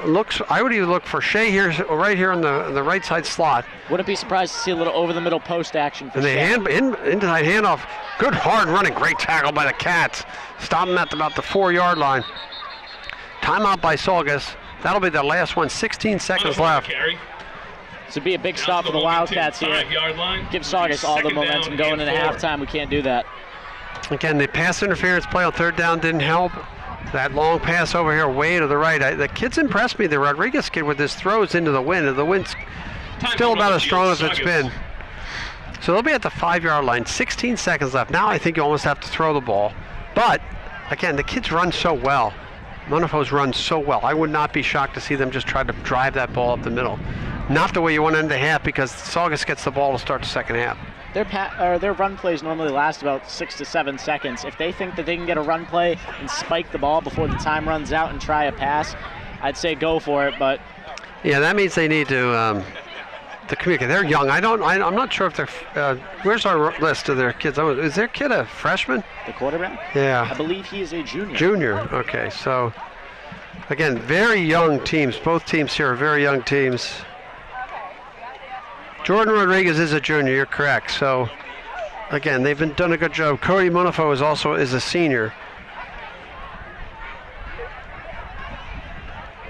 So we'll see what they come out here. And Ryan Shea's a junior. So they got pretty good youth, good mixture of youth and experience. They do have a short team. I read one of the articles in the Advocate paper in Saugus that a lot of guys playing both ways, so they wear out in the second half. So this is, again, a very important stop here. 16 seconds left to play, second down and about 5 yards to go. Rodriguez will take the snap. Drops back there, they're going to throw it. He rolls to his right. Offside there by Ryan Shea. Did they throw the flag or not? Pass is incomplete, no flag thrown, no. Third down. Good coverage there, good deep coverage there on the right side, and good pressure by the Cats as well. So he rolled him to the right, and he tried to sneak his guy Shea across the middle, and was not successful. So now you have 10 seconds left. It's third down and 5, 2 plays to score. Jim, you know me, I'm not one guy to complain about referees or umpires, but there's definitely been some missed calls, especially in offsides by the receiver there. Nah, they're human, just like you and me. So third down and 5. Rodriguez will bring him out. Is this Shea over here? I can't make that number because of the glare. Shea is out wide by himself. I wouldn't be surprised. Okay, then he's got Munifo in the backfield. Third and 5. High snap. Good call. He's going to have to run. Oh, he's got wide open space. Somebody's got to make a hit here to stop him. And he'll go into, they'll call flag on the play. It's a horse collar. Horse collar tackle with a touchdown. So that was a 15-yard penalty. Rodriguez runs and scrambles for about 5 yards for a touchdown. And they'll score with no time remaining on the clock. That'll be a personal foul. So we'll see what happens here. With no time on the clock, they'll probably try to kick the extra point, try to take 7-0 lead. They will get the ball at the beginning of the second half. This is the scenario the Cats wanted to try to avoid as they punted the ball away with less than 2 minutes to play in the half. Saugus drives the length of the field. Probably they drive about 70 yards for that touchdown. I should probably be writing this stuff down that I know what to talk about. That's a touchdown, personal foul, face mask. Oh, there's a face mask. That technically would be assessed on the kick, or half the distance of the goal line on here. Jonathan Panetta coming in, JP. JP is a goal line guy. And they'll bring in, it looks like Dwyer will come out. So now they're most likely to go for 2 because they can take half the distance of the goal line. You pack it up in the middle, don't let Munifo beat you. Again, I was very impressed by the quarterback, Rodriguez. Did a really good job in that drive. Made some throws, we had the pass interference. Had a few missed sacks too, which we have to learn to wrap up. Looks to be a little bit of confusion. Yes. So like I said, I'm assuming they're going for it. 6-0. This is the last play of the half. Not exactly the way the Cats wanted to end the half. I think Coach Turner is going to be very, very frustrated with his squad. Okay, this is Brandenburg 21 way out here to the left. Everybody else is probably going to be stacked up behind. And they got Munifo in the backfield. Cats are going to have to really stack this up. Run the Munifo up the middle.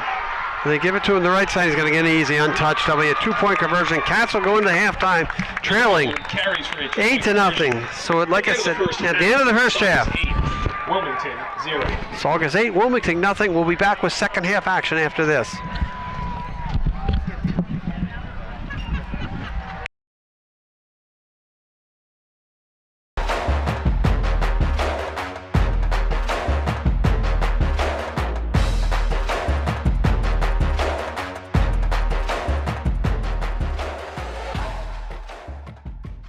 WCTV is powered by Critical Mass Solar.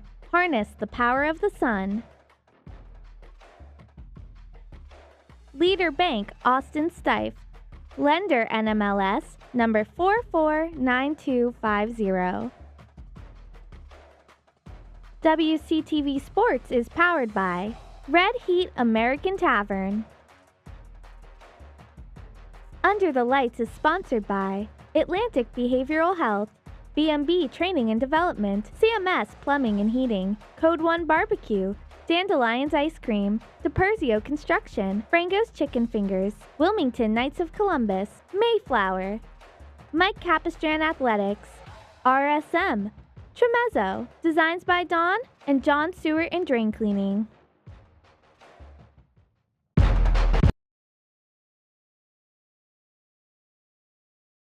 Players and cheerleaders.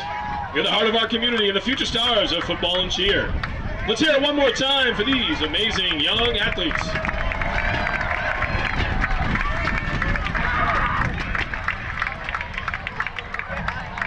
And now let's welcome to the field the best band in the land, the Wildcat Marching Band.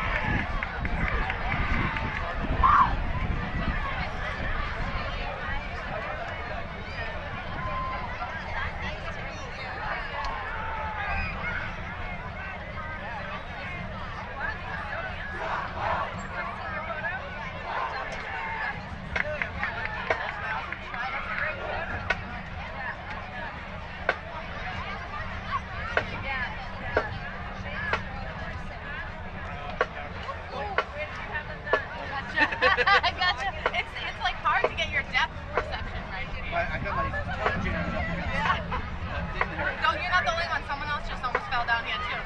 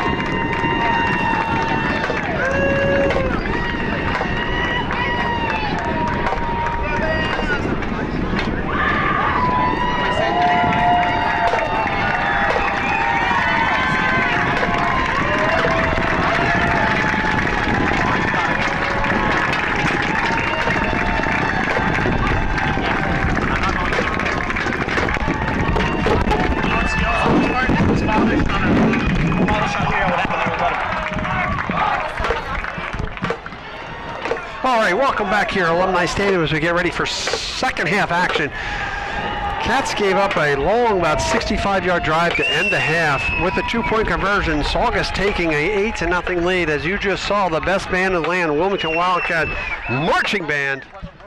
And a shout out to our marching band members. They do a great job. They work hard. It's always fun to listen. And then, so like I said, we'll reset the game clock. Here comes the flyover of the geese. Oh, the Truman. And the football team will come out as the officials are back out in the field. Braedon, a real quick recap of what you saw overall, and then let's talk about that last drive. Honestly, what I saw in the first half, Jim, was a whole lot of nothing. The Wildcats weren't really doing anything on offense or defense, and Saugus capitalized on the Wildcats' mistakes and scored a touchdown. That I'm going to be honest, I don't think they should have scored. I think the Wildcats could have stopped it, but I think there was just a level of effort that the Wildcats weren't giving there. That is true. And what do we need to improve other than the 2 turnovers, the pass interference? So there's a lot to do.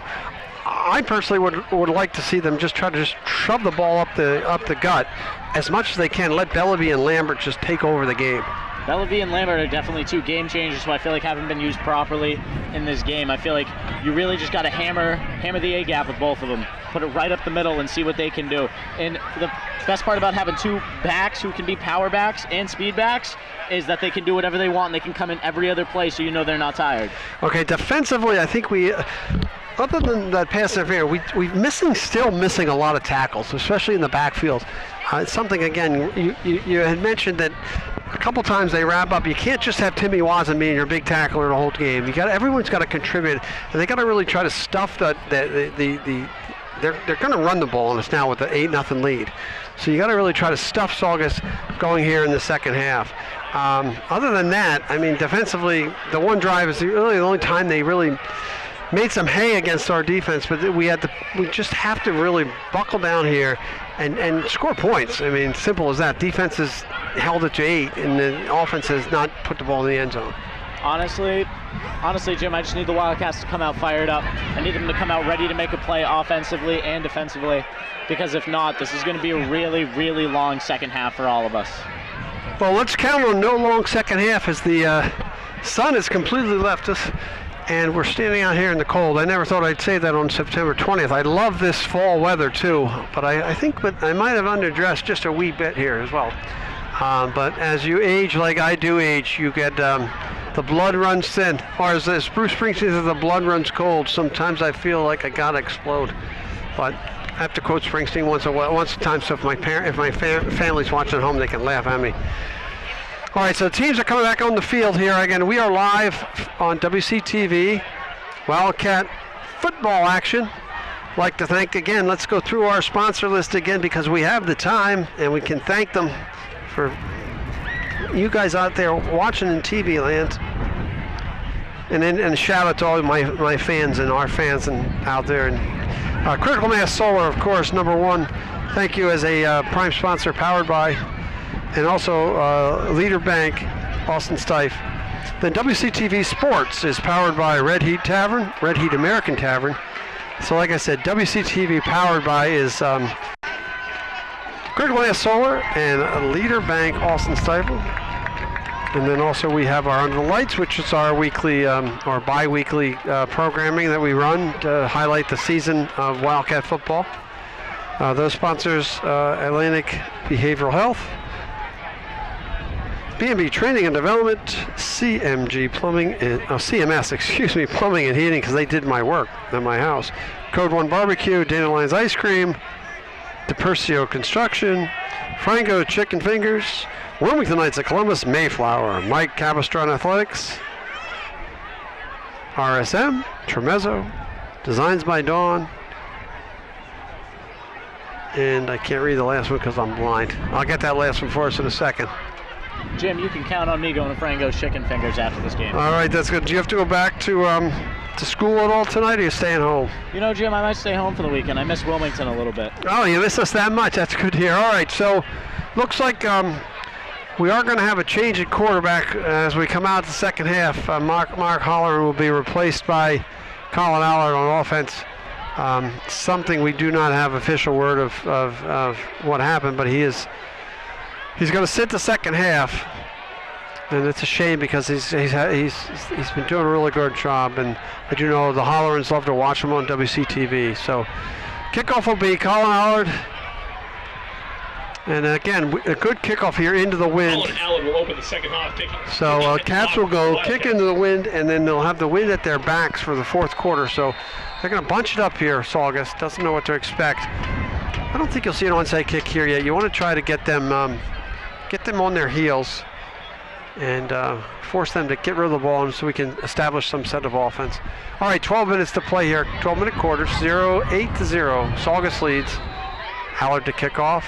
And again, as it gets darker, Braedon, I can't even tell the numbers in the back. Take a squib kick here to the right side. Picked up, dropped. Oh! Oh, and there's... Good hustle downfield, but he does fall on it. The kick is down at the Saugus 36-yard line.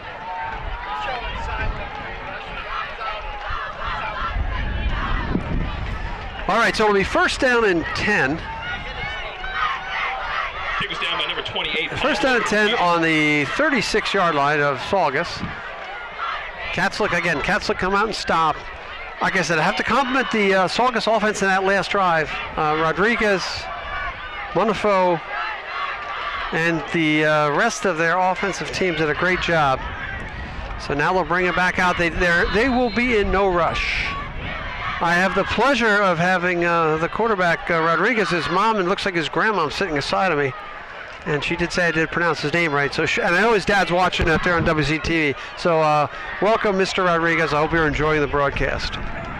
All right, Rodriguez, bring him out on top of the ball. He's got Monifo in the backfield. Direct snap, inside handoff. Good hit. That's all that looked like to Lucia with the hit. Lucia and Watson up front. Monifo tackling the backfield for a loss of 2. Loss of 2. 11:45 to play. It'll be second down and 12. And again, that's exactly where we want to be.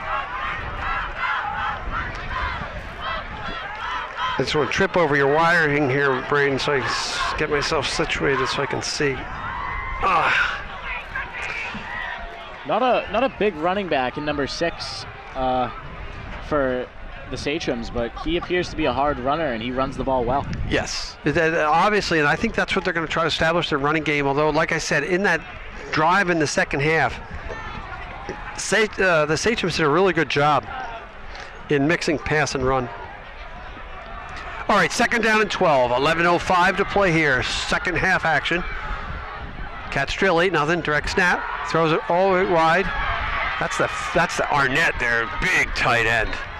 Arnett, a freshman for the Sachems. Yeah, He's making an impact for these next 4 years. Yeah, I'm telling you something, he's a big boy. That's a nice little swing pass out over the left. They pick the 5 yards up. It'll be third down and 7. Third down and 7. Cats will look to make a stop. Kenny Brantley coming in. Noah Matten exiting the field. Noah Matten back out. Again, trying to keep everybody as fresh as possible, would be my guess. So Rodriguez will bring the Sachems out over the football. They need to pick up 7 yards, so the first down will be at the 46-yard line. He's done a good job. They've done a good job controlling the line of scrimmage in the last 2 or 3 series. Direct snap, drops back, rolls right. He pitches it out. Monifo gets some room. Big stop there at the 45-yard line by the Cats. Leave him about 1 yard and a half short. 10 minutes to play, second half action. Wouldn't be surprised to see the Sachems go for it, especially with their success running with number 6, Monifo, right up the middle.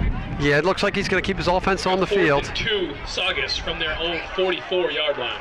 And Matten back in. Wildcats look to have changed up their defensive scheme a little bit. They look to have 4 defensive linemen here. They're straying away from that 3-4, maybe realizing that defensive ends are needed to stop this little pitch and outside run game. Yeah, that's correct. Okay, so they'll jam the middle here.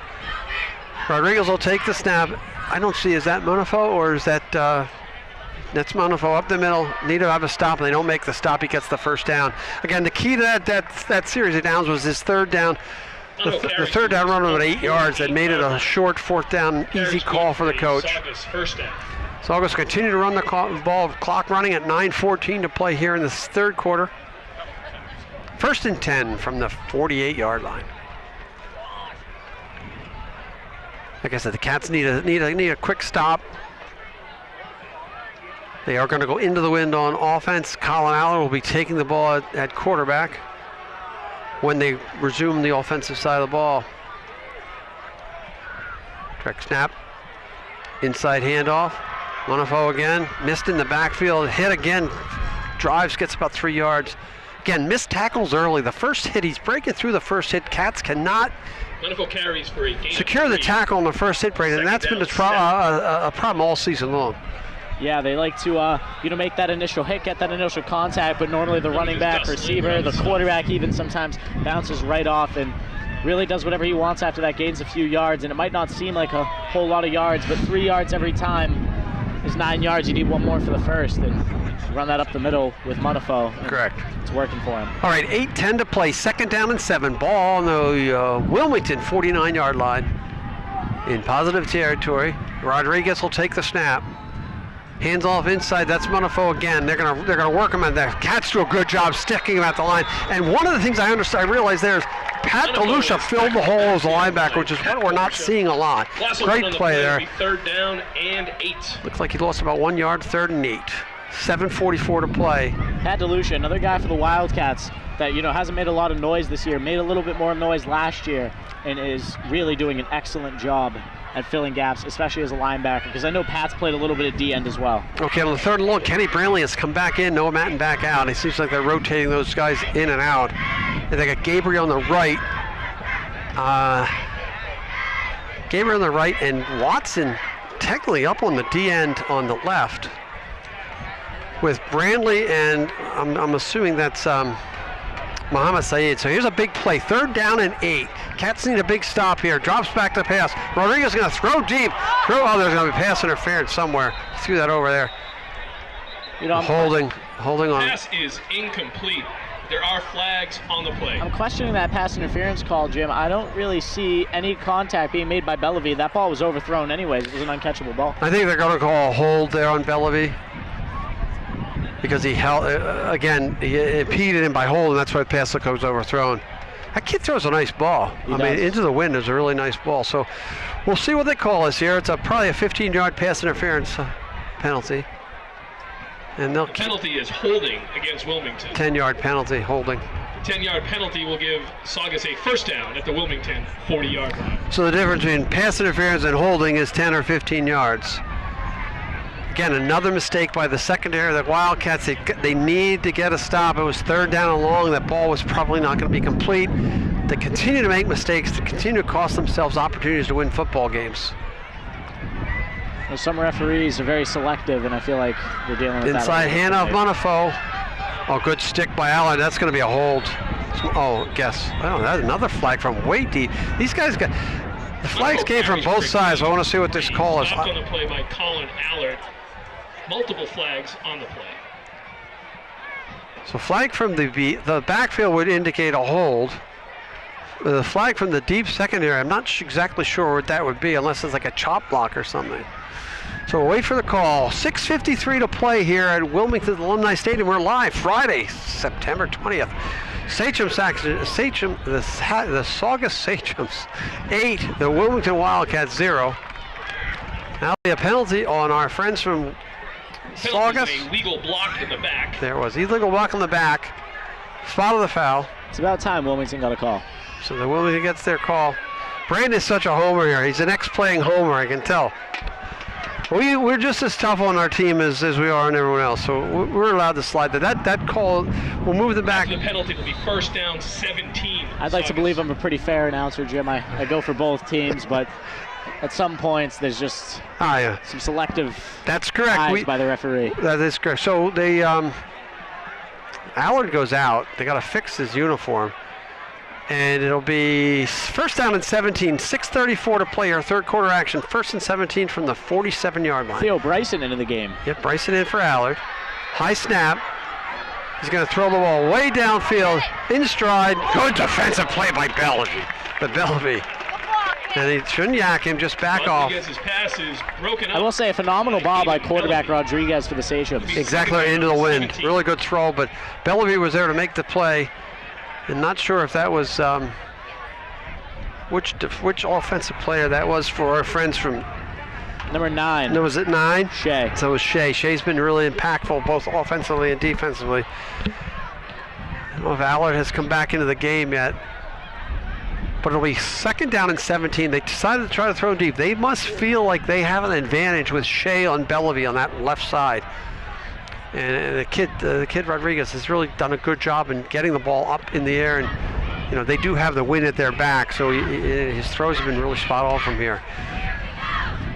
Okay, so it'll be Shea Mazzio to the left.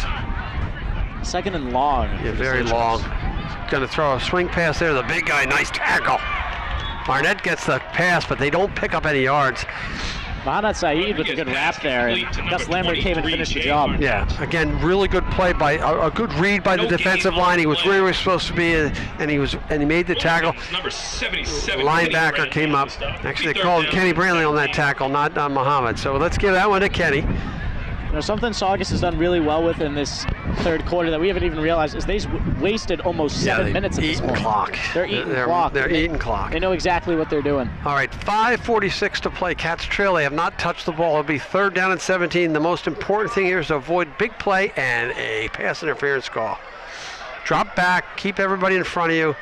This will not be 4 down territory if they don't pick up many yards. 3rd down, 17. 5:29 to play. Rodriguez running their offense, drops back to pass. He's got the guy deep open, he's intercepted. Nice play, Bellevue. Oh, they're gonna throw a flag here too. I don't know what that is, but Bellevue with the interception. It's Jacob McCauley with the interception. Was that McCauley? I'm sorry. Pass is intercepted by Jacob McCauley. My mistake, McCauley. That's a 6, not a 1. And a beautiful return. To the McCauley family out there, I apologize. I thought that was a 1. Jacob with a big play out of the safety position. Flag down on the play. He returned that ball about almost back to the line of scrimmage. This call will be interesting. He threw that ball. We've complimented the quarterback for Saugus. That was probably a throw he probably doesn't want to make there. But again, they would have punted as well. The penalty's going to be on the Wildcats. And you know, number 9, Ryan Shea, seemed to have a little bit of a difficult time with the turf monster there. Got tripped up, and the Wildcats are going to get punished for it. The penalty is pass interference against Wilmington. So pass interference, the interception will be negated. A 15-yard penalty. It'll still be 3rd down. 3rd down and 4. The pass interference does not result in automatic 1st down. I don't know who the interference was on. Maybe he got tripped. You saw the turf monster. Maybe the official saw him get tripped. All right, 5:12 to play. They could run the whole quarter out here. Cats without touching the ball, trailing 8-0. Defense has to step up. Officials will call timeout, stop the clock at 5:12. It was 3rd down and 17. A 15-yard penalty should have made it 3rd down. It should be 3rd down and 2.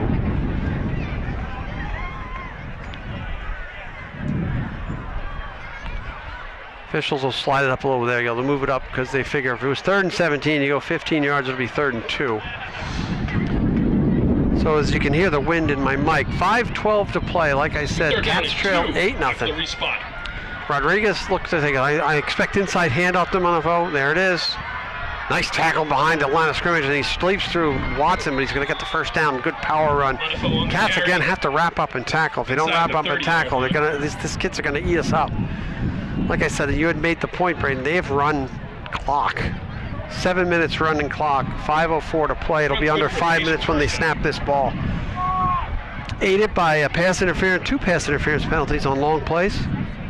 So that'll be 3. They were aided by the pass interference penalty on the last drive of the first half. So the Cats' defensive secondary is not holding up their end of the bargain. They really, really, really need a turnover here. 4:45 to play. They won't get the ball back if they get if they get stops on 3 consecutive downs. They won't get the ball back till under 2 minutes. Good offensive consistency here by Saugus. The Sachems with an 8-0 lead, driving here in the beginning of the 3rd quarter. Handoff is to Shea, gets the corner, gets the edge. Out of bounds, about a 7-yard pickup. Ryan Shea on the carry. It'll be 2nd down, I guess 3 or 4. Depends where they spot that. 5 on the play, it'll be 2nd down and 5. So he picked up 5. Again, Mr. Maloney, Mike Maloney, can see better up top. He's a little bit higher than we are. So I'll take his word for it. It'll be 2nd down and 5. Again, the Cats need to stop. 4:23 to play. He must have stepped out of bounds. Cats trail 8-0 as Saugus drove at the end of the first half to score, And they're driving here at the beginning of the second half to try to put points on the board. 4:23 to play, second down and 5. Big play here for the Cats defense.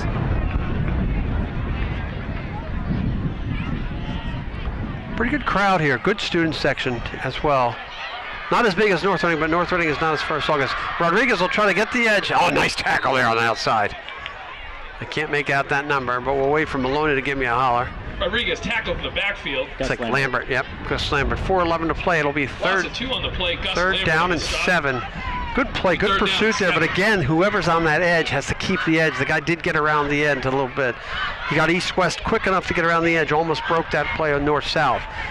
Big play, third down, 3:55 to play. Clock is running, so by the time they snap this ball, it's probably about a 3:30. Rodriguez slowly walks out to the huddle, calls the play. The Cats ready to play defense. Third down and 7, ball at the Wildcat 27-yard line. I should do my Merle Reese impersonation, but I won't. He's the Philadelphia Eagle announcer. They're going left to right on the radio dial. Inside handoff.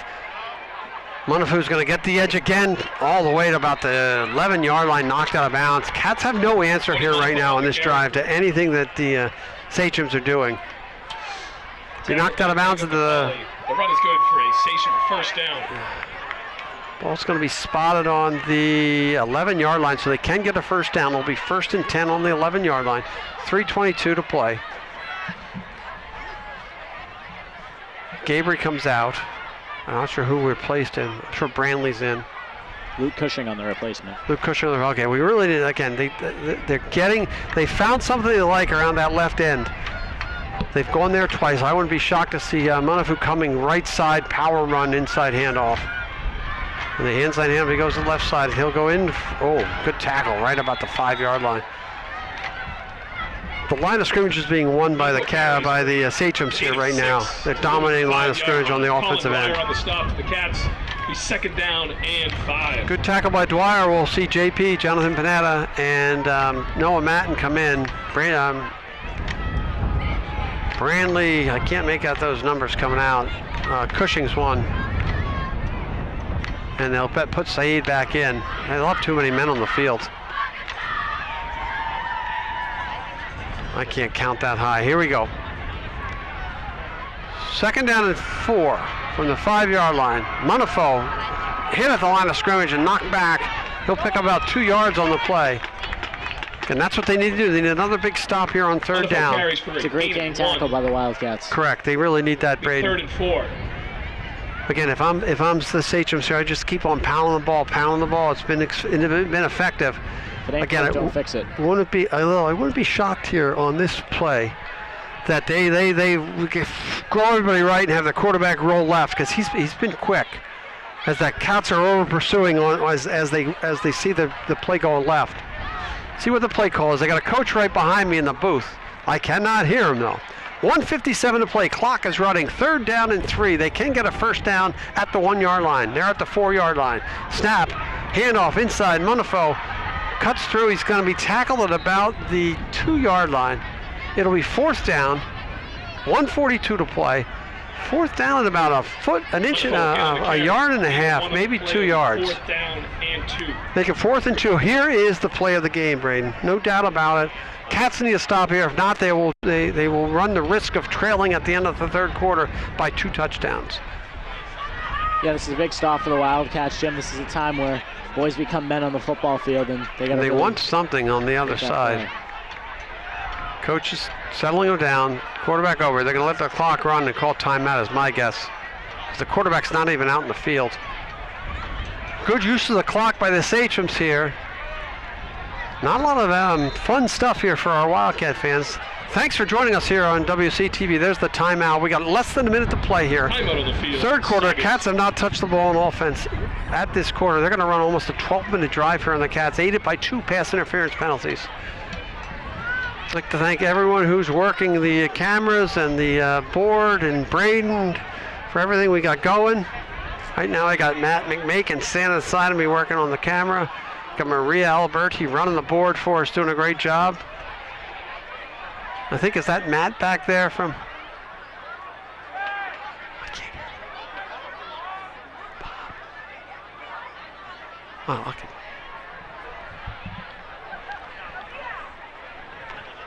Okay, so You know, with the Wildcats here, Jim, I really got to think Coach Turner in this huddle is really talking about the importance of this play, how this play really does make or break the game for the Wildcats. And there's nothing much you can really say to the team other than this is important and it needs to happen. If it doesn't happen, this game is going to get a whole lot harder for the Wildcats. And that's completely right, Braedon. And the great analysis are from my the guy who's taking my role here, because I took Chris Neville's role, so he's doing a good job. We've got Bill and Jack here helping us with camera work. Maria Alberti in the director's role. Matt McMakin, our operations manager extraordinaire as well. So a big thanks to everyone here. Helps to bring this game live September 20th. Big fourth down play here. We'll let the action describe itself. Fourth down and 2. Sachem's ball on the 3-yard line, or the 4-yard line. Direct snap, inside handoff. Got to make a tackle. He's going to go into the end zone for a touchdown there. So Montefiore scores. They drive the ball all the way down the field, using up almost all the clock in the quarter. They'll take a 14-0 lead. See if they kick or go for it. And remember, the last time they played Cambridge, they faked the extra point and scored 2. Right now, 14-0 is not unmanageable. If the Cats can't get off the field on defense, it will be unmanageable. So we had a big interception negated by a pass interference play. We had another long third down negated by a pass interference play. So the Cats really have to buckle down here. I don't know what they're doing. Clock at 52 seconds. The Cats will get at least 1 or 2 touches in the third quarter. Looks like they're going to kick because they're switching balls. So, does appear to be a kick. Yes. So it'll be Connor Bloom, the senior, to kick. A left-footed kicker, kicking into the wind with the wind here. This is a big, actually, Braedon, this is a big extra point. This is a very big extra point. If you snap is up, kick is good. Right through the uprights. Sachem's take a 15-0 lead as that ball rolls all the way With 52 seconds to the trees. in the third quarter. Cats really going to buckle down in the big fourth quarter. Wilmington 0. And I know we want to see them try to run the football, but they're going to have to run the football and be quick on offense if they're going to get back in this football game. Sachem's have scored on the last 2 possessions with long drives, utilizing their running game, Montefiore, and their passing game with Rodriguez. And they did a really good job controlling the clock. I'm very impressed with that offense. So we'll get ready for kickoff here. Like I said, 52 seconds left. Bill and Jack, our volunteers, our interns, our helpers, interns from Merrimack, and Matt on the camera and Maria back there. And thank you for everybody to help us bring this to you live on WCTV on a Sunday night. On a Friday night. Jim, what do you think we're the NFL? No, I think I'm crazy. I think I'm sitting up here thinking we need some points. All right, here comes the kickoff. He'll set the ball up. Cats will drop back. It looks like it'll be Gene and Allard deep. Remember, on the opening kickoff, they had a miscommunication. The only time they kicked off, miscommunication. Kick is up in the air. It'll be caught by Gene. What happened here? They go whistle and a flag offside on our friends from Saugus. Sometimes I wonder if I've seen it all, and then I come to a football game and I said I've not seen it all. So offside. Penalty is offside against Saugus. And they'll kick it off. They'll re-kick. Marvin's got to be deep, ready to catch that and run, utilize his speed and his power and his strength. This is in reality, Colin Allard and Marvin Gene need to do a really good job catching this ball and at least getting positive yards. All right, we'll get set to kick off again. Yeah. We'll always set up a big drive. All right, Bloom will get set to kick, and they'll do their funky come out of the huddle, get ready to kick. Cats will spread out. Marvin's Gene deep, middle. Colin Allard deep to the left. Kickoff from the lefty kicker is up. Marvin's going to run up to it, catch it on the fly at the 20, 25, 30, Marvin's gets 35, gets the edge. Tackle at the 41-yard line on a 21-yard return for Marvin's Gene. And that is exactly what the Cats order here. Now they need a good quick score.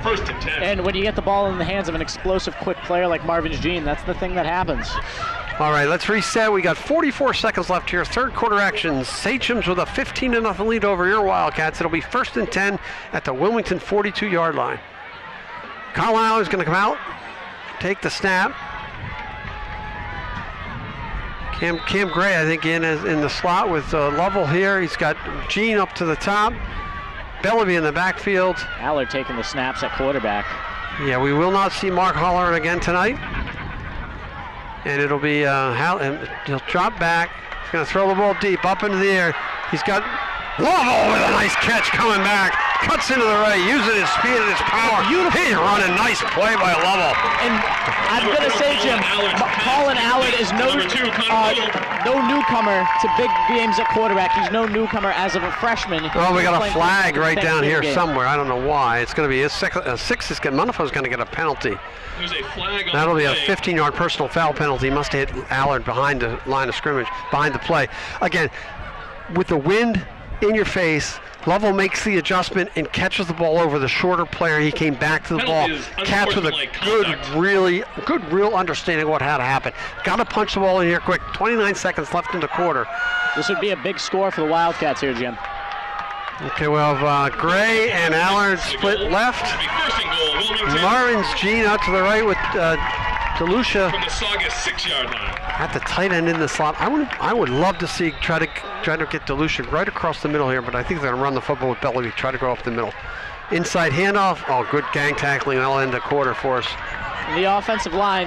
Offensive line was a sieve on that play. They look like they didn't have any interest in blocking. Loss of 2 on the play. So with 13 seconds left here in the quarter, Cats with a 2nd and goal from the 8-yard line.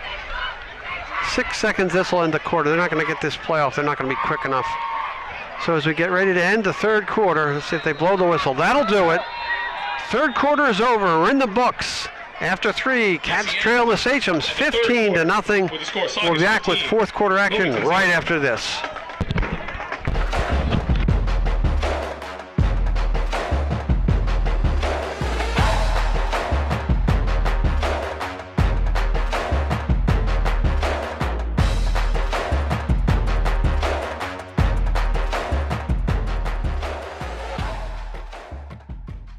WCTV is powered by Critical Mass Solar. Harness the power of the sun. Leader Bank Austin Stife. Lender NMLS number 449250. WCTV Sports is powered by Red Heat American Tavern.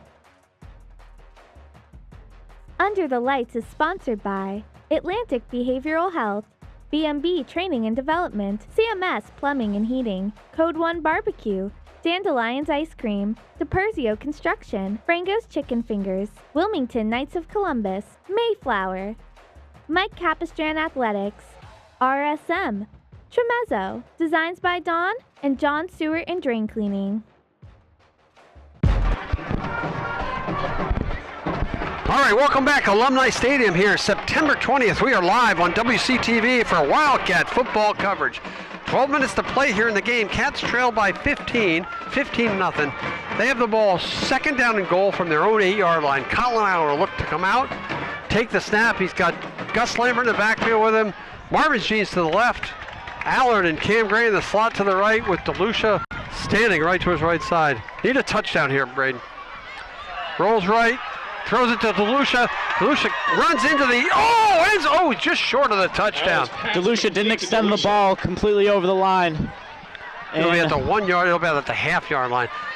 Yeah, he did not. You're correct. Sorry, Braedon. Didn't mean to speak over you. Goal for the Wildcats.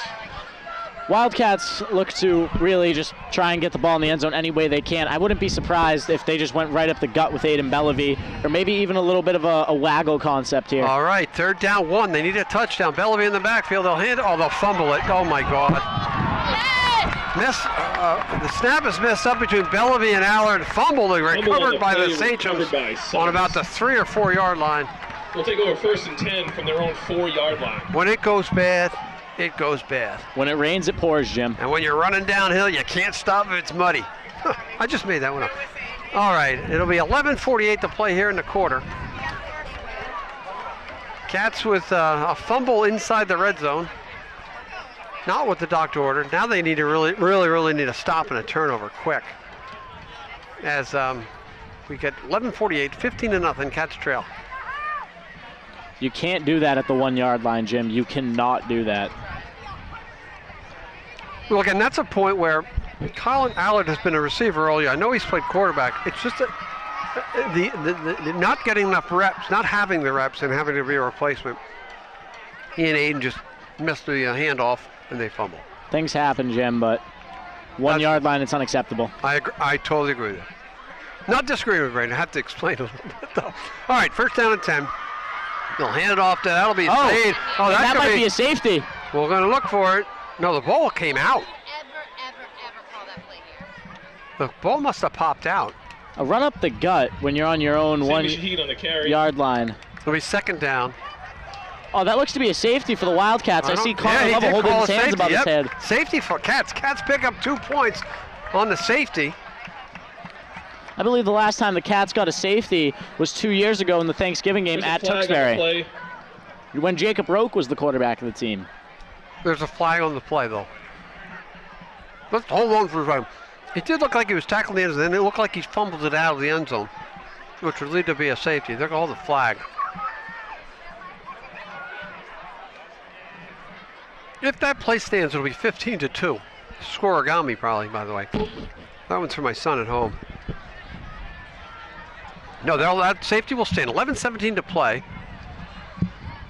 These Cats are here looking. They'll do the return, so they're going to put the ball. They'll punt it or kick it from the 20 into the wind. I believe it's a kick, Jim. You can punt or kick. It's an option. Oh, you do have the option to punt or kick. Last week there was a safety. I believe it was on the Wildcats, though. On the Wildcat safety, yep. All right, so here, that's the game reset. 11:17 to play. The Cats said, safety is the call. Hold in the end zone, which is a safety. Hold in the end zone is safety. There you go. With 11:17 remaining. So in the 4th quarter, the score is Saugus 15, Wilmington 2. The Cats turn the ball over on a fumble on a 3rd down, goal to goal from the 1. Very next play, they force a hold in the end zone for safety to get to 2 points. So now they got to. Now Saugus has to kick or punt. They get to put the ball into play from the 20 into the wind. Very important. They got Lovell back with Allard now for this kick. So he's got the good hands guys deep. My guess is he'll kick it off. But then I'm not sure. Yeah, they're going to kick it off because they bring the tee out. After a good kick by Marvin Jean, I'm surprised to kick return by Marvin Jean rather. I'm surprised to not see him out there. I think they were anticipating maybe a punt, not a kickoff. So now that he's going to kick it, it's a little bit different. So it's just like the hands people and the punt. You really got to make a good play here. Ball's live once it's kicked.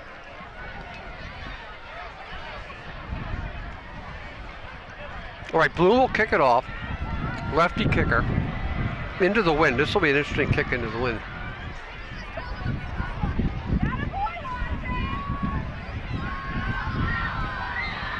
Bloom has showed a great leg so far this game. Yes, he has. Greedo, here we go. The kick, up the middle, it'll bounce, got to pick it up. Colin's going to get it, that's why they got the hands guys back there. Allard will run it up the middle to the 50. Oh, he reversed to the 30, to the 40-yard line. Nice little return. They got 20 yards on that kick. So the kick actually nets them only 20 yards, Saugus. Again, the Cats in positive territory. Well, 1st down and 10 with 11:10 to play. 1st down and 10.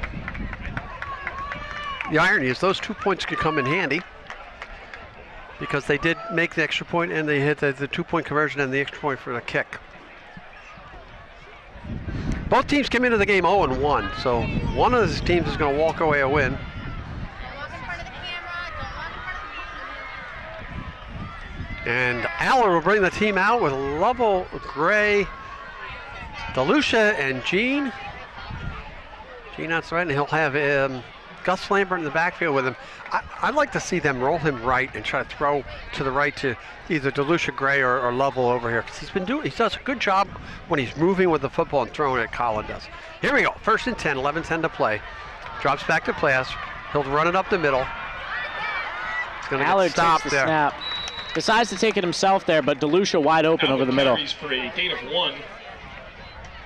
All right, 10. We're under 11 minutes to play. Picks up about 0 yard lines. 0 yards will be second and 10. You don't want to be behind the sticks here. I like it moving. I like the pocket moving, but I really understand. You gotta really flood. You gotta understand where Dollase is. Dollase has not been spotted, and you were right. We got to look for him right over the middle. The linebackers are coming in when he's running forward. Second down and 10. 9. Second down and 9. Blitz is on. He's throwing the ball high over there. Nice catch. That's Connor Lovell, and he gets whacked down. First down though. A high ball by Allard. Nevertheless, he threw it right where it needed to be caught. And Connor Lovell again went up over the smaller defender and made the reception. So 10:23 to play. Cats on a drive. First down and 10. Ball at the 30-yard line. Allard in quarterback. As our starting quarterback, Mark Holleran, is out for the game. He's got Bellevue in the middle, handoff up the middle, and they're stuffing that ball now. They're really doing a much better job. That's number 6, Cody Munifu. He's done a yeoman's work, offense and defense. Great game for him. But like I had said before, one of the things is they play a lot of guys both ways, so as the game wears on, you really got to, we want to punch it in quick so we can get them back on defense. Saugus, like I said, has done a good job controlling the clock and limiting our opportunities. Allard will take the snap. Bellevue, they'll throw right over middle. Oh, it'll be intercepted. They'll call that an interception. That ball was thrown, bounced off of Lovell's hands into the intercepted. I think that was number 1, wasn't it? Number 9. Number 9, again, Shea, one of their players. There's something going on here, a discussion in the backfield. There's a flag over the left-hand side. 21-yard line. So they're going to make I don't know what to call. It's going to be illegal man downfield. Interception will stand. And the Cats are digging themselves deeper and deeper in holes. Is that the third, or that's the 4th turnover of the game for the Wildcats, Braedon? Can't win games turning the ball over like that. I'd like to reference back to my Temple Owls. They haven't had a takeover all year, and they're 0-3, and that's how you get to 0-3. And don't take the ball, don't turn it over, and don't turn people over. All right, 9:36 to play. Sachem, the Sachem are going to look to run clock here.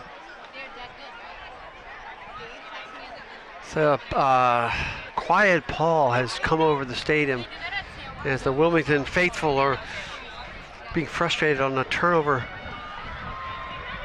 city here. All right, first down and 10, 9:36 to play. Rodriguez will take the snap. Inside handoff Monifo. Good tackling. And he'll get about 4 yards in a cloud of dust on the turf. Be a second down. They only get him 2. Yep, 2. Nice tackle. So 9:20 to play. And 8. Important that we have a stop here. Second and 8, 9:17 to play as the clock is running. Cats trail 15-2. Like I said, shout out to the band. They've done a great job. They're here, a great student section. Our students are really representing the Wildcats well. It's been a frustrating evening as we've turned the ball over 4 times. Only scored 2 points. Need a stop here. Cats out of the ball. Rodriguez looking. Inside handoff again. Monifil will be stopped at the line of scrimmage. Good big play by the defensive line there. Stop him short. Clock will run, but they'll slow them down. On the tackle. It'll be 3rd down and 8.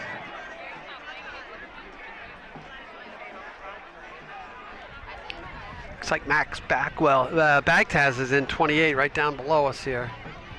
He's played a little bit of corner and safety yes, tonight. He's in a corner right now. Okay, this is a big play. 8:18 to play. They'll let the clock run. 3rd down and 8. Again, I wouldn't be shocked because the clock is in Saugus's favor. If he just runs with Munifu once again, just to run some clock. And they'll, like I said, take their time. They'll run all the clock. If you watch the official in the back, he'll be counting down. At 10, he'll put his hand up. There'll be a penalty there. They wasted too much time. Delay a game. Yeah, he was counted down. On the Sachems. Blew the flag. Again, it's hard to see. I don't see if you can see on our camera. I'm looking at the angle here. You can see the official who's way in the back. Way in the back. You can't see it in our angle, but there's an official way back about 20 yards off the line of scrimmage.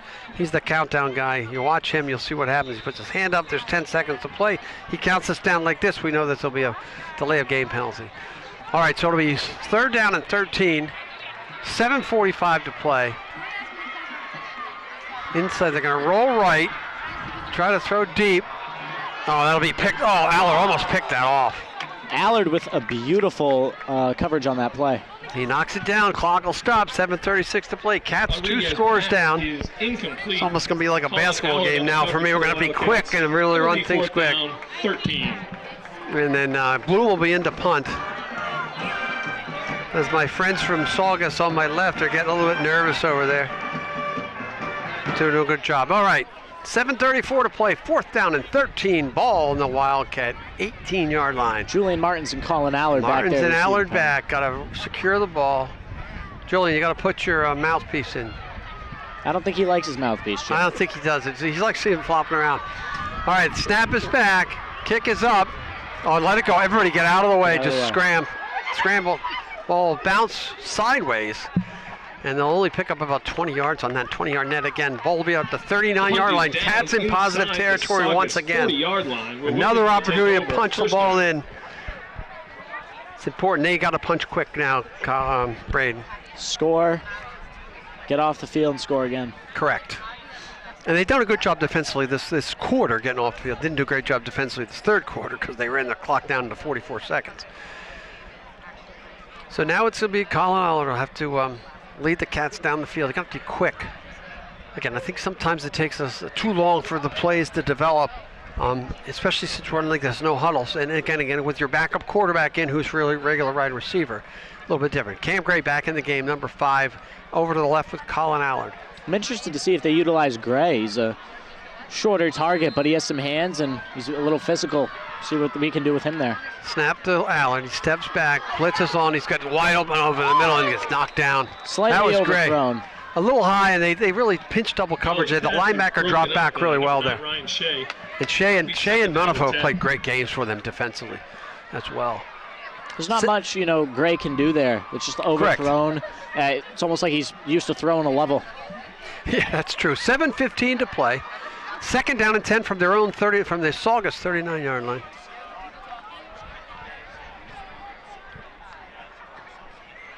Allard back to take the snap. Bellevue in the backfield with him. Bellevue is in there to block. He's got somebody open down the middle. That's a level for the touchdown. What a beautiful ball by quarterback who's normally a wide receiver, Colin Allard, finding Connor Lovell in stride, and that's a big touchdown for the Wildcats. 7:07 left to go in the 4th quarter, and the Wildcats are now just 1 touchdown away. 39-yard touchdown pass, Connor Lovell. There is life in the stadium. Yeah, you're right. We got the band playing. Colin Allard with a 39-yard touchdown pass. They'll go for 2 or they'll kick it here. I don't know what they're going to do. I believe they're going to go for 2 here. Go for 2, so it's 15-8, 7-point deficit. So if you get there, you just score to win. All right, great play. Good play by the Wildcats. We have ourselves a ball game. 7:07 to play. Colin Allard, he's got Cam Gray left with Lovell. Lovell's been beating his man deep downfield all game.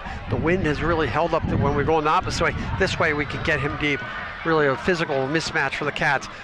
Allard will take the snap. Everybody left side. Oh, he had Dollase. He's got the open. He'll get in there by himself. And that'll be a 2-point conversion, Colin Allard. Colin Allard tucking the ball and taking it himself. Jim, I was a little lackluster these past few minutes, and Colin Allard's touchdown really got me back into this game. We have fired up Braedon Almas here. 7:07 to play. Cats trail 15-10. They'll kick it off. The biggest defensive drive of the season for the Cats is coming up right here. Correct. We need all 11 to be in on the tackle. We need everybody to do their job, and we need, honestly, ideally a turnover, Jim. Ideally, we need a turnover, and realistically, a stop with a 3-and-out would be really ideal as well. The other issue again here is that it's a 5-point deficit, so a touchdown wins the game, field goal does not. Need a good kickoff here. You got the wind behind you. They have found something they like with the deep route there to Lovell. But again, this is very important. I don't think they're going to. Will not onside kick here, but you never know with Craig. Coach Turner sometimes likes to be a little bit funky.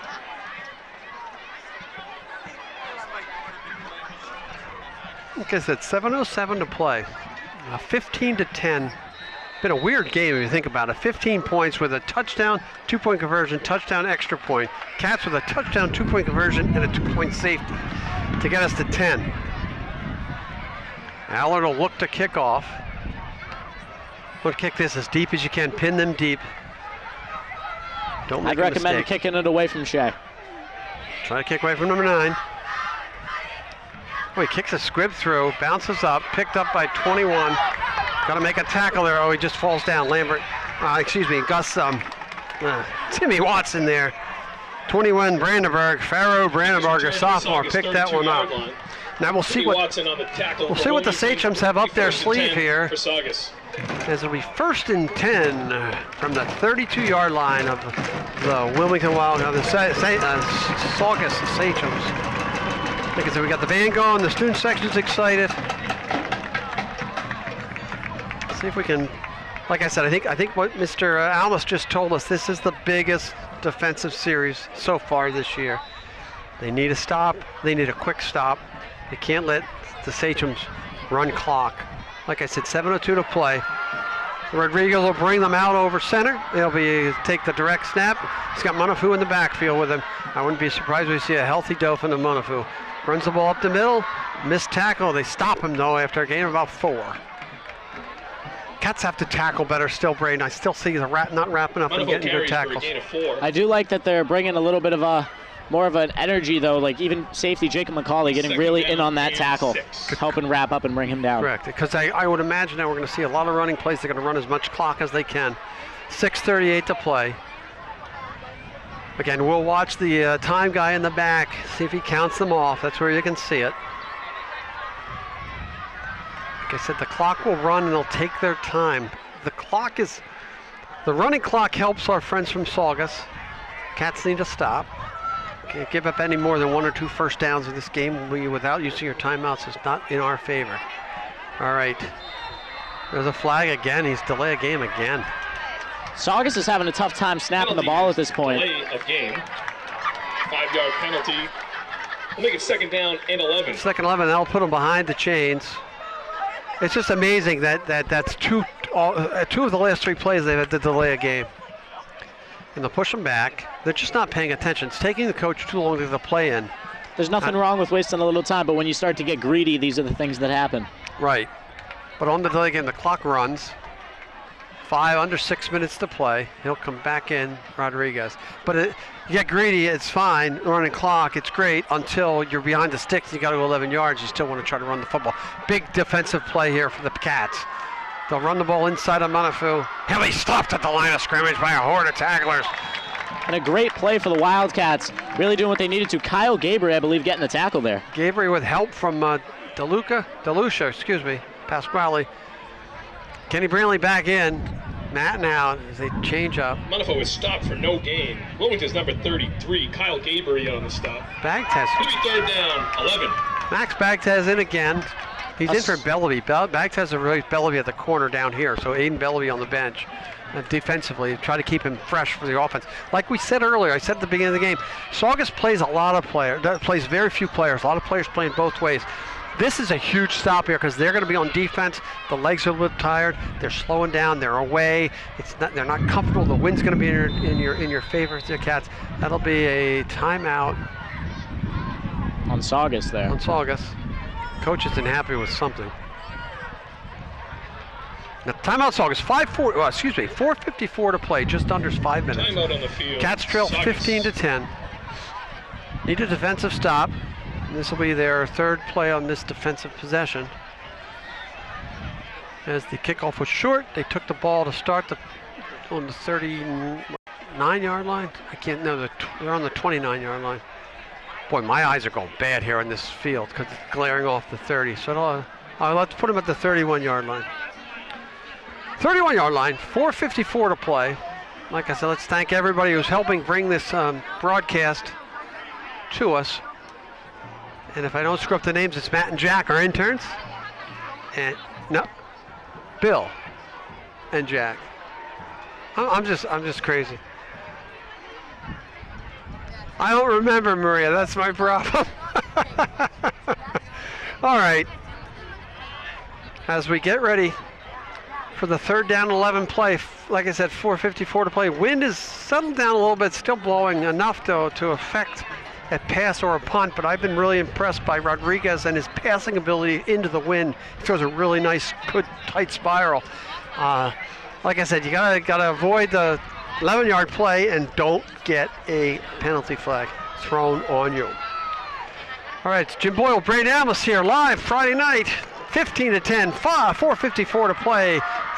Big Rodriguez play for the about to Sachems. take Wouldn't off. be surprised to see him running up the gut. Gonna drop back to pass. They're looking for Shea. Oh, it's wide. That's because he picked. Oh my God! How did they not pick that ball wide open? Nice throw. That was Shea. Shea from Rodriguez. He just threw it up in the air. It's hung up in the air, and nobody spotted the ball at its point to make the play. First down. They came at Bagtaz, who's into for Bellevue. Bagtaz and Allen are on this side. That'll just eat more clock. Now Coach Stern has to be very careful with the clock management as well. It'll be first down and 10 from the 48-yard line. Madden in. Kenny Brantley out. Rodriguez will bring it over the center. Take the snap. I would expect him to hand the ball off to Menafu. Try and ice the rest of this game out. This is the K. Got to make us. They'll hand it off. He'll run through the middle. A couple of tacklers with him. Pick about 5 yards. It'll be second down and 5. Wonderful carries for a We'll gain go under of 4 5. minutes on this drive. Pat DeLucia on the stop for Wilmington. It'll be second down. So if they get a big stop here, we might see the clock stopped by Coach Turner with his 3 timeouts. Defense has to step it up. Okay, big plays, turnovers, penalties have not helped. Saugus has taken advantage of every opportunity the Cats have given them. Rodriguez will look. He's got Arnett in the slot right behind him. He's ready to take the snap. Inside handoff, Menafu. He's stopped at the line of scrimmage. Big stop. It'll be third down and 6. Wonderful is stopped That'll be the at line of timeout for scrimmage. Cats. Sachems only have 1 timeout left. Cats have 2 at this point. Correct. And they get timeout. I like that because they made the stop at line of scrimmage. Third down, 6. Third and 6. Timeout on the field, Wilmington. Got to stop here, which they have been struggling to get off the field. They can get off the field. And then I would imagine that Saugus will punt. But not, he could go for. I don't think he'd want to give the Wildcats a short field. Okay, so game reset. It's Sachems of Saugus 15, the Wildcats of Wilmington 10. We got 3:22 to play. It's third down and 5 for Saugus at their Wildcat 47-yard line. Like I said, you got to expect that they'll let their quarterback Rodriguez, who's had a really nice game, Jordan Rodriguez, a junior, number 2, played really well. He and Cody Munafo, a senior, have helped to get the Saugus Sachems this lead. The other player, good shout out to, is Shea. Ryan Shea, the junior, number 9, has done a great job as well. Cats have been, got the nice long touchdown pass to Colin Aller to Connor Lovell. Turned the ball over 4 times on offense. It's not what you want to do. But this is it. Again, now we come down to 3:22 with 2 timeouts. This is really this is the whole game right here. Got to make a stop. Very important that we make a stop here, Jim. This is the biggest play of this game. I'm going to call you Captain Obvious, but that's right. Exactly right. Here we go. 3:22 to play. Rodriguez with Munafo in front of him now. They'll bring Shea in motion. The inside handoff, try to get the edge. He turns it out. Tackles made by the Wildcats about the 45-yard line. They'll be short by about 2 yards. It depends where they spot the football here. Ryan Shea on the carry. It'll be Saugus. fourth down. 3:09 to play. Cats are going to let the clock run. Wow, they gave him a generous Brings up spot 5 there. on the play. It'll be 4th down and 1. John 4th and Panada 1. enters the game for Colin Dwyer. So I would. They're definitely going for it because the ball game's here. We need like an offsides or something. All right.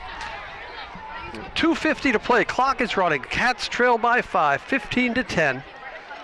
Need a stop. That was a nice play call because they got one of their athletes in space. He got the edge. He turned it up north-south once he caught the edge and picked about 4 yards to make it 4th down and 1. Timeout. Saugus. Saugus calls Timeout on timeout. the field, Saugus. So timeout, Saugus. 2:36 to play. We are live here in Wilmington High School's Alumni Field. It is Friday, September 20th, the matchup between the Wilmington Wildcats and the Saugus Sachems. Sorry, Saugus fans. I'd like to really go back through and thank our sponsors. Like I said, WCTV is powered by Critical Mass Solar. Harness the power of the sun. Also by Leader Bank, Austin Stife, lender number 449250. WCTV Sports is powered by Red Heat American Tavern. And our Under the Lights segment, something you can watch weekly. Look on our YouTube channel, watch it online, watch it wherever you want. Under the Lights, sponsored by Atlantic Behavioral Health, B&B Training and Development, CMS Plumbing and Heating, Code 1 Barbecue, Dandelions Ice Cream, DiPercio Construction, Frango's Chicken Fingers, Wilmington Knights of Columbus, Mayflower, White Capistrano Athletics, RSM Tremezzo, Designs by Don, and John Sewer and Drain. So here we go, Braedon. Play of the year, play of the game. Cats need a stop. Sachems need a conversion. 2:36 to play. Takes the snap, hands it off. Oh, he'll go through the end zone. Bagtaz is chasing. Monafu's going to score. They're going to go 42 yards for a touchdown. Just about wrap up the game. The missed tackling did not help the Wildcats on that play as they ran the ball off the left tackle. Cody Monafu with the handoff goes 42 yards to take a 21-10 lead. They'll give 11-point disadvantage for the Cats. Saugus cheerleaders run all the way down to the field to cheer on their boys. And the Cats now need to strap it up and make a stop here on this extra point. It's 11-point disadvantage. They got 2:26 to play with 2 timeouts. Gonna have to convert quick and get an extra onside kick. Always stay positive, Braedon. Always stay positive when you're up here. It's hard, Jim. Now let's stay positive. Kick is up and just squeaks over the crossbar. A low kick there. Yes, it was. The extra point is good. So a 12-point advantage for our friends from Saugus. So let's give you a game reset. It's 2:26 to play, the biggest play of the game. 4th and 1, they go 41 yards for a touchdown. Cody Monafu, number 6. Boy, my brain is not working. Cody Monafu, number 6, with a big play, big touchdown run. Cats are really going to struggle here to overcome the 4 turnovers. 2 in their own red zone as well. So it's going to be an uphill struggle when you turn the ball over that many times. It's very difficult to win football games. Coach Turner's going to have some kind of play up his sleeve. They're going to have to get a good big kick return here. Try to get themselves in great quick field position. Try to throw those deep passes to Connor Lovell and see if we can get a quick touchdown. Like I said, I'd like to thank WCTV for helping bring us live coverage of Wilmington Wildcat football. Next game, we go on the road to Bishop Fenwick, and then I think we have a home game against Watertown, which might be senior night as well. I believe it is senior night. My good friend Chris Neville will be back calling play-by-play. I get to slide into Braedon's role of the color commentator. Braedon's got the great job. He does a great job. Like I said, he's been I really appreciate him coming out and helping us when we needed help, because Chris and I were off, or 1 or 2 of us. Done a good job. He's learning on the fly. I know he gets this point. He's just a year shy of playing, so it's tough to watch when things go bad. You know, you sort of lose a little. The air comes out of you, but still got an opportunity. There's always hope. As long as there's time on the clock, there's always hope if you're close. Kickoff. Who's deep? Is that look like Lovell and Allard? Okay.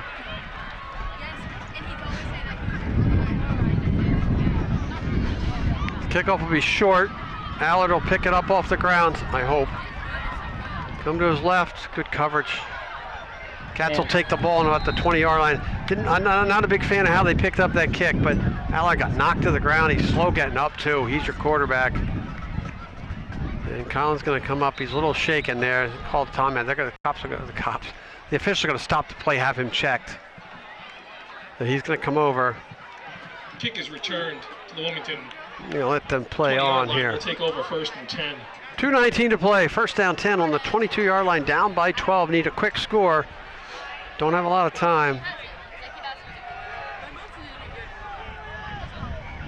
Don't know if they're looking for they need the trainer, because they got to look at Colin Allard, and it looks like they're going to get Julian Martins ready to come into quarterback.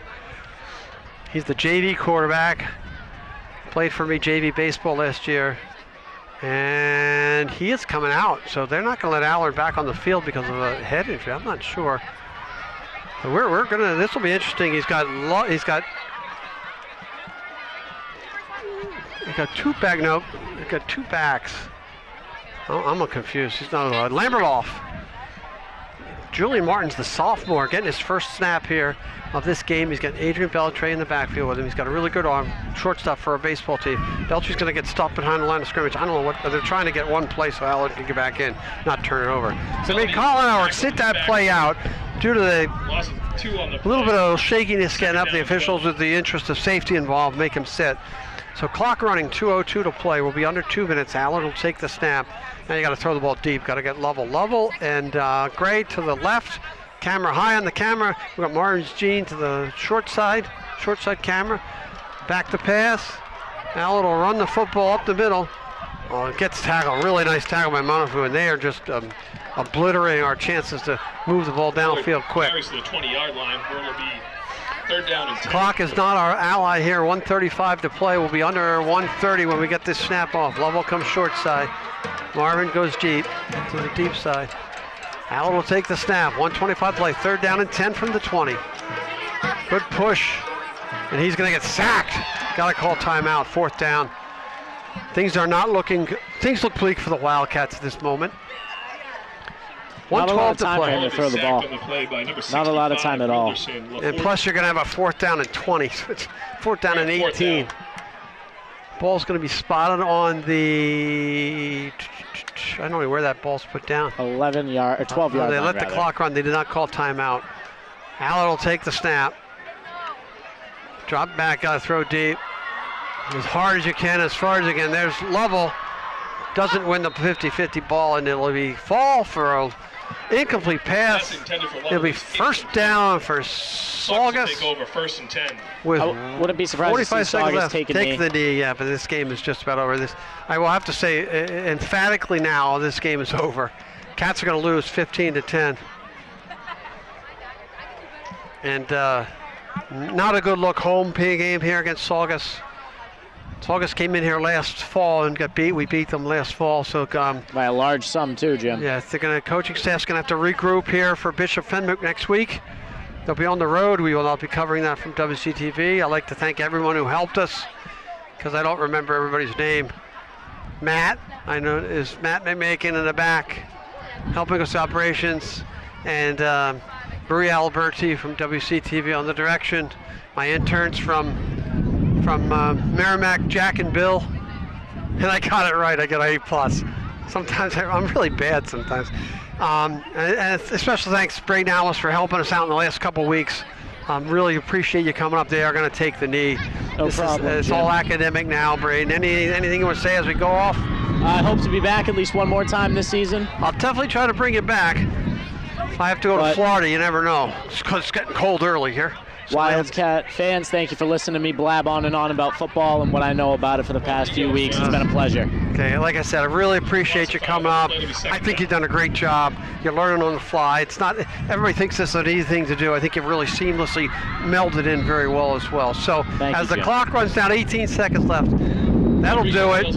Final score here from Alumni Stadium at Wilmington High School. Saugus 22, Wilmington 10. Saugus 22, your Wildcats 10. For WCTV, I'm Jim Boyle, and we'll see you on down the road. Have a good one.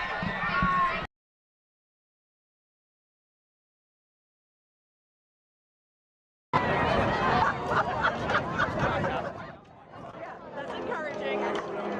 Sorry. I had a shot at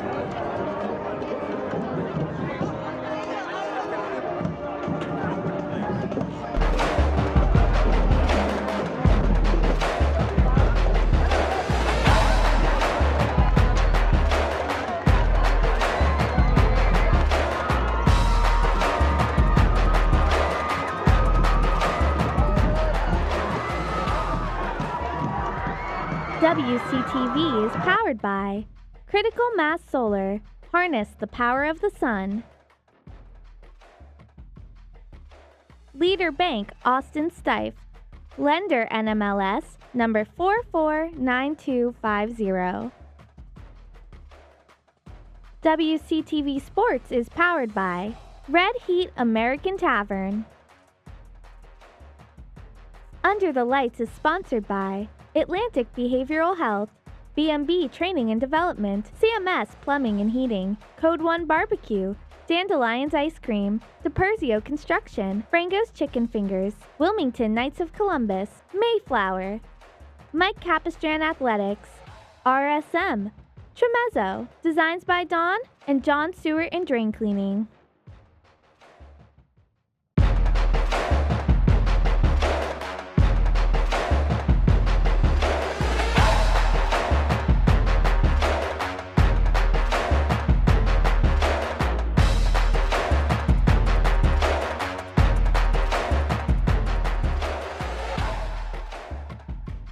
WCTV is powered by Critical Mass Solar.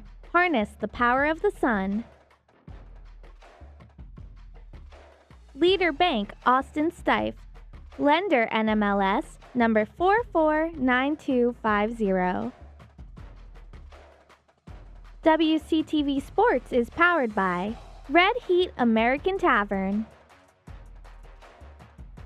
Under the Lights is sponsored by Atlantic Behavioral Health, B&B Training and Development, CMS Plumbing and Heating, Code 1 Barbecue, Dandelions Ice Cream, DiPerzio Construction, Frango's Chicken Fingers, Wilmington Knights of Columbus, Mayflower, Mike Capistran Athletics, RSM, Tremezzo, Designs by Dawn, and John Stewart and Drain Cleaning.